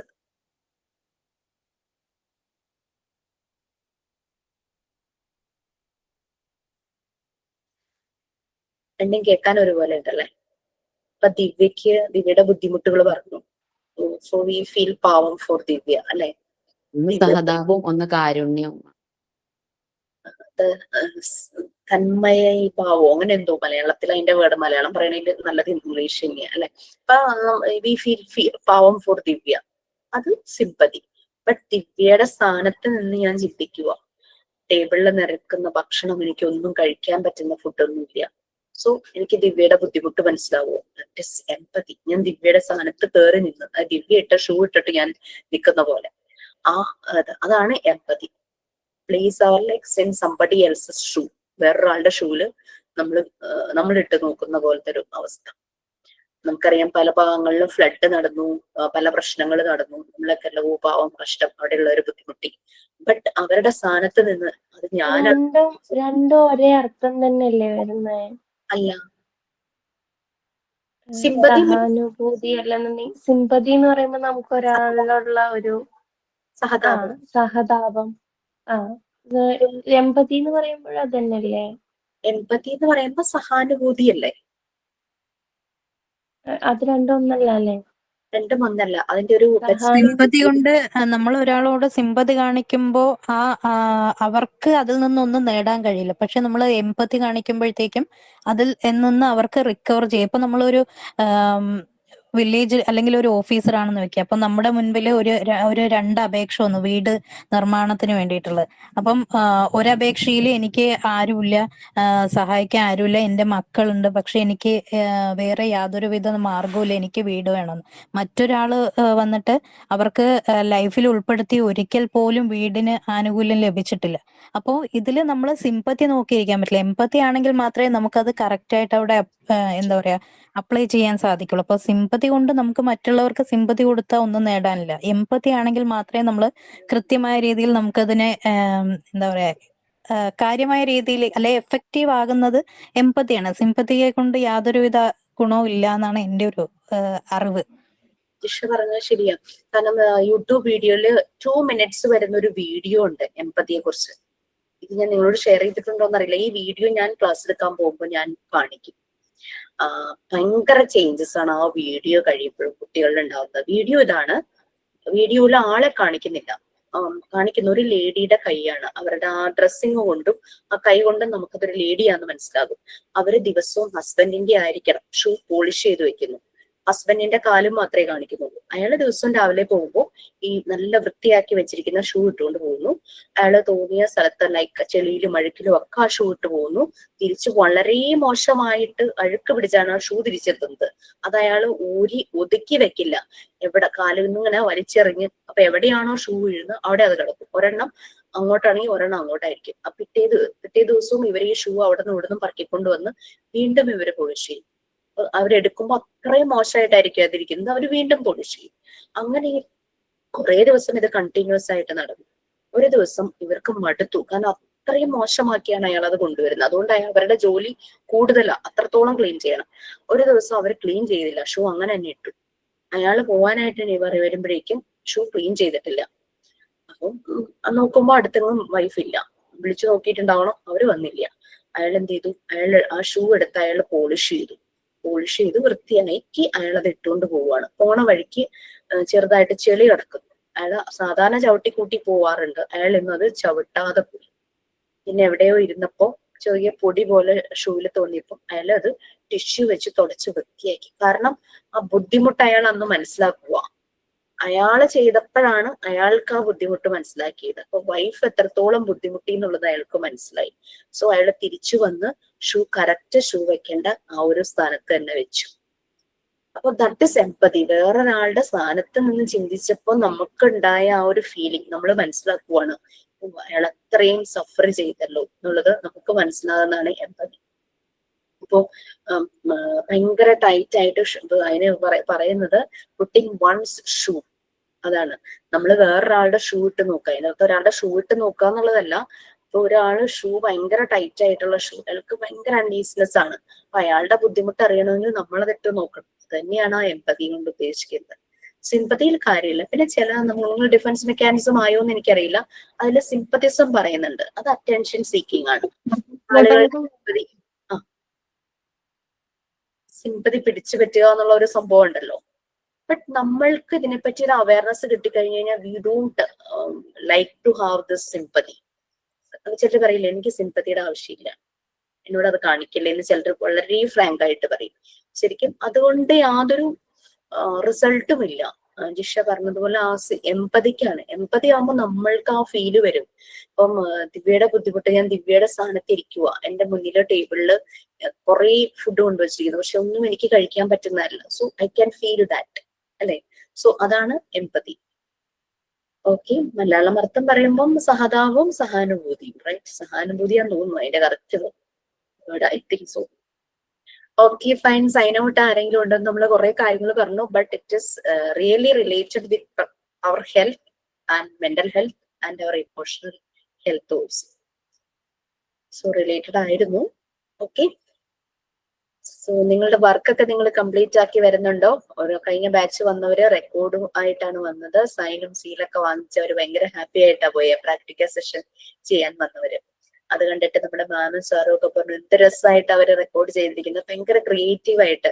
നമ്മൾ ചിന്തിച്ചും കൂടി ഇല്ലേ, എല്ലാരും പേടിച്ചിരുന്ന അയ്യോ എങ്ങനെ ഞാൻ ചെയ്യും എങ്ങനെ ഞാൻ ചെയ്യുന്ന പറഞ്ഞവരാണ് ഭയങ്കര ബ്യൂട്ടിഫുൾ ആയിട്ട് റെക്കോർഡ് ക്രിയേറ്റീവായി ചെയ്തു കൊണ്ടുപോകുന്നത്. സോ എവരിബഡി ക്യാൻ ഹാവ്, എല്ലാവരിലും ആ പൊട്ടൻഷ്യൽ ഉണ്ട്. അത് പുറത്ത് കൊണ്ടുവരണമെങ്കിൽ നമ്മൾ ചെയ്തു കൊടുത്തു കഴിഞ്ഞാൽ ആ പൊട്ടൻഷ്യൽ പുറത്തു വരില്ല, അത് തന്നെ വരുത്തണം അവരുടെ. അപ്പൊ എല്ലാത്തിന്റെയും ഫോട്ടോ എടുത്ത് അയച്ചു കൊടുത്ത് അത് കോപ്പി പേസ്റ്റ് ചെയ്യാനാണെങ്കിലും ആ ഒരു ഫീല് കിട്ടുമോ? നമ്മൾ അത് ചെയ്യുന്നത് നമ്മൾ തന്നെ സ്ട്രഗിൾ ചെയ്ത് കഷ്ടപ്പെട്ട് ചെയ്യുന്നതുകൊണ്ട് ഒരിക്കലും നമ്മളത് കളയില്ല, നമ്മൾ സൂക്ഷിച്ചു വെക്കും. അതേസമയം നമ്മൾ വല്ല ഗൂഗിളിൽ നിന്നൊക്കെ കോപ്പി പേസ്റ്റ് ചെയ്താണെങ്കിൽ നമുക്കൊരു വാല്യൂ തോന്നില്ല, നമ്മളുടെ effort അതിലില്ലല്ലോ.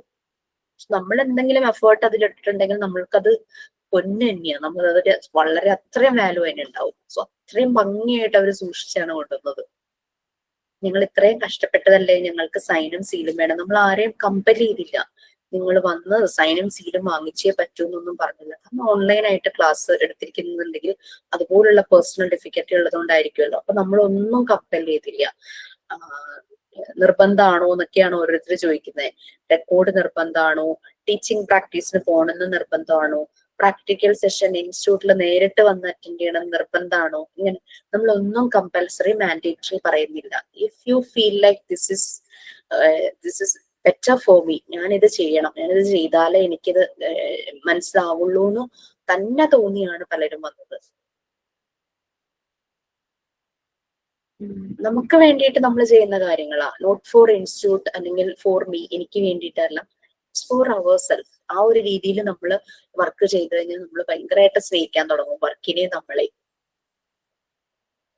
Okay, so take care, health നോക്കുക. പുണ്യമാസാണ്, നോമ്പിന്റെ ടൈമാണ്, ഡിഹൈഡ്രേഷൻ അതുകൊണ്ട് വെയിലത്ത് ഇറങ്ങാതെ ഇരിക്കുക. ഓക്കെ, പ്രാക്ടിക്കൽ സെഷൻ എപ്പോഴാണ് ഉണ്ടാകുന്നതെന്ന് നിങ്ങളുടെ ഈ മോഡ്യൂൾ 1 ഓൾമോസ്റ്റ് തീരുമ്പോഴേക്കും നമുക്ക് വെക്കാം. ഓൺലൈൻ ആയിട്ട് ആദ്യം പ്രാക്ടിക്കൽ സെഷൻ തരും, അതിനുശേഷമാണ് നമ്മുടെ ഓഫീസിൽ അല്ലെങ്കിൽ ഇൻസ്റ്റിറ്റ്യൂട്ടിൽ ഓഫ്ലൈൻ ആയിട്ട് വെക്കുന്നത്. ഓൺലൈൻ കംപ്ലീറ്റ് കഴിഞ്ഞിട്ട് ഓൺലൈനായിട്ട് പ്രാക്ടിക്കൽ സെഷൻ എല്ലാ മെറ്റീരിയൽസും വെച്ചിട്ടുള്ളത് കഴിയുമ്പോൾ നമുക്ക് ഓഫ്ലൈൻ, അങ്ങനെയാണ് എല്ലാ ബാച്ചിലും ചെയ്തുകൊണ്ടിരിക്കുന്നത്. അപ്പോഴാണ് കുറച്ചുകൂടെ ക്ലിയർ ആവുന്നത്.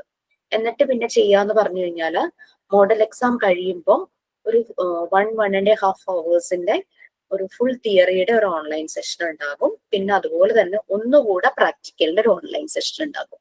ആ രീതിയിലാണ് പ്ലാൻ ചെയ്യുന്നത്.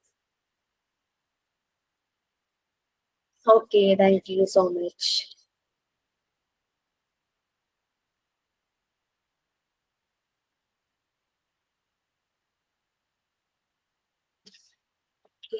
സൈൻ ഔട്ട് ഒന്നുമില്ല, ആരുമില്ലേ?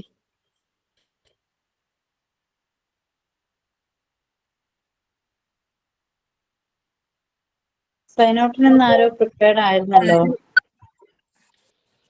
ഹൗസ് ഫീസ് പെട്ടെന്ന് ഹോസ്പിറ്റലിൽ പോകേണ്ടി വന്നു എന്നും പറഞ്ഞിട്ട് മെസ്സേജ് ഓക്കെ ഓക്കെ.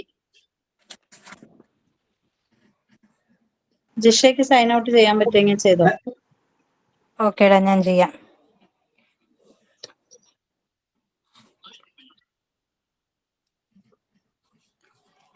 ഞാൻ സൈൻ ഔട്ട് ചെയ്യുന്നത് കിരൺ ബിസു എഴുതിയിട്ടുള്ള കുഴിയാനയും കട്ടുറുമ്പും പിന്നെ തേൻമിഠായി എന്നിട്ടുള്ള ഒരു കവിതാ സമാഹാരമുണ്ട്.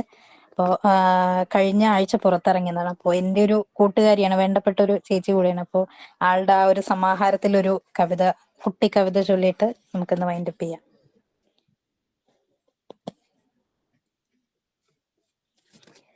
അമ്മേ ഒന്നിങ്ങോ വന്നു നോക്കൂ, മാനത്തെ മഴവില്ലിൻ ചന്തം കണ്ടോ. അമ്മേ ഒന്നിങ്ങോ വന്നു നോക്കൂ, മാനത്തെ മഴവില്ലിൻ ചന്തം കണ്ടോ. അരികത്ത് ആകാശക്കാഴ്ച കാണാൻ, അരികത്ത് ആകാശക്കാഴ്ച കാണാൻ. മേഘത്തെ തൊട്ടു തലോടി രസിക്കാൻ ഉണ്ണിക്കും പോകുവാനേറെ ഇഷ്ടം. മേഘത്തെ തൊട്ടു തലോടി രസിക്കാൻ ഉണ്ണിക്കും പോകുവാനേറെ ഇഷ്ടം. അമ്മയും കൂട്ടിനായി പോന്നിടാമോ, അമ്മയും കൂട്ടിനായി പോന്നിടാമോ. ഉണ്ണിക്കുണ്ടൊരു മോഹം എന്ന് പറയുന്ന ഒരു കൊച്ചു കവിതയാണ്. അപ്പൊ ഈ ഒരു പ്രോഗ്രാം ഹരിതം ബുക്സ് ആണ്. ഹരിതം ബുക്സിന്റെ ഒരു ലിറ്റററി ഫെസ്റ്റ് ഉണ്ടായിരുന്നു, റൂറൽ ലിറ്റററി ഫെസ്റ്റ്. അപ്പൊ അതിന്റെ ആങ്കർ ആയിരുന്നു ഞാൻ. അപ്പൊ ആ സമയത്ത് കിട്ടിയ പുസ്തകമാണ്. ഓക്കെ, അപ്പോൾ ക്ലാസ് ഇത്രയും നേരം കേട്ടുകൊണ്ടിരുന്ന എല്ലാവർക്കും നമ്മുടെ പ്രോഗ്രാമിൽ ഈ ഒരു സെഷനിൽ പങ്കെടുക്കുകയും അഭിപ്രായങ്ങളൊക്കെ മൈക്ക് ഓൺ ചെയ്ത് പറയുകയും ഒക്കെ ചെയ്ത എല്ലാവർക്കും സ്നേഹവും നന്ദി അറിയിക്കുകയാണ്. നിങ്ങളുടെ ഓരോ സംസാരങ്ങളിലും ഓരോ അറിവുകൾ നമുക്ക് നൽകുന്നുണ്ട്. അതിൻ്റെ നന്ദിയും കൂടെ ഈ ഒരു അവസരത്തിൽ അറിയിച്ചുകൊണ്ട് എല്ലാ കൂട്ടുകാർക്കും, പ്രത്യേകിച്ച് വാക്കുകൾക്കപ്പുറം നമ്മൾക്ക് എന്നും നമ്മുടെ കൂടെ നിൽക്കുന്ന നല്ലൊരു മെന്ററായിട്ട് നമ്മുടെ കൂടെ നിൽക്കുന്ന, അല്ലെങ്കിൽ നമ്മൾ വിജയിച്ചു കഴിയുമ്പോൾ ഈ ഒരു കോഴ്സ് പൂർത്തിയാകുമ്പോൾ ആദ്യം പറയുന്ന പേര് ജിഷ ടീച്ചറുടെ തന്നെയാണ് എന്നൂടെ പറഞ്ഞുകൊണ്ട് ടീച്ചർക്ക് ഒരുപാട് സ്നേഹം അറിയിച്ചുകൊണ്ട് ഹൃദയത്തിന്റെ ഭാഷയിൽ, സ്നേഹത്തിന്റെ ഭാഷയിൽ ഒത്തിരി നന്ദി പറയണം എല്ലാവർക്കും. Thank you.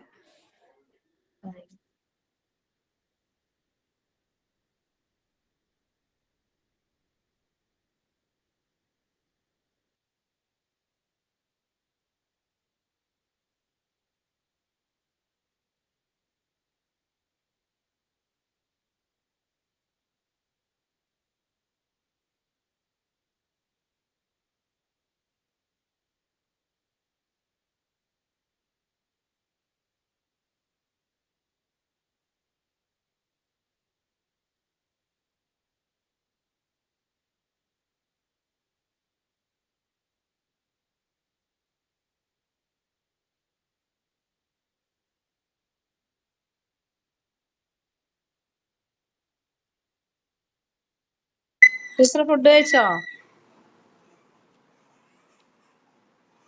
ഫുഡൊക്കെ കഴിച്ചോ? ഇല്ല, ഇനി കഴിക്കണം. ഞാൻ അത് രാവിലെ തേങ്ങ ഇടാനായിട്ട് ആള് വന്നിരുന്നു. അപ്പൊ അതൊക്കെ പറക്കിയിടുമായിരുന്നു ഇൻ ബിറ്റ്വീൻ, നിങ്ങളുടെ ക്ലാസ്സിന് മുമ്പ്. അത് കഴിഞ്ഞ് ഓടി വരുമായിരുന്നു. പിന്നെ കഴിക്കാൻ സമയം കിട്ടിയില്ല. അയ്യോ, ഇവിടെ നല്ല ഞങ്ങള് ഇന്ന് നോമ്പൊക്കെ അല്ലേ, ഭയങ്കര ചൂടും. അതെ അതെ അതാണ് ഭയങ്കര ഇതിലാണ്. പക്ഷെ കുഴപ്പമൊന്നുമില്ല. സഫിയുടെ ഏറ്റവും ചെറിയ ആൾ എത്ര വയസ്സ്? എന്റെ 1.5 വയസ്സായി. മോന് ഫീഡ് ചെയ്യുന്നുണ്ടോ? ചെയ്യുന്നുണ്ട്, എന്നാലും കുഴപ്പമൊന്നുമില്ല. ഭക്ഷണമൊക്കെ കഴിക്കുന്നുണ്ടല്ലോ, അതുകൊണ്ട് നമ്മൾ നോമ്പ് നോക്കുന്നുണ്ട്. തീരെ ചെറിയ കുഞ്ഞാണ്, തീരെ ഭക്ഷണം കഴിക്കാത്ത കുഞ്ഞാണെങ്കിൽ നോമ്പ് നോക്കുമ്പോ ഭയങ്കര ബുദ്ധിമുട്ടായിരിക്കും. അപ്പൊ കുഴപ്പമൊന്നുമില്ല. ശരി teacher, okay bye. Thank you miss. Bye bye.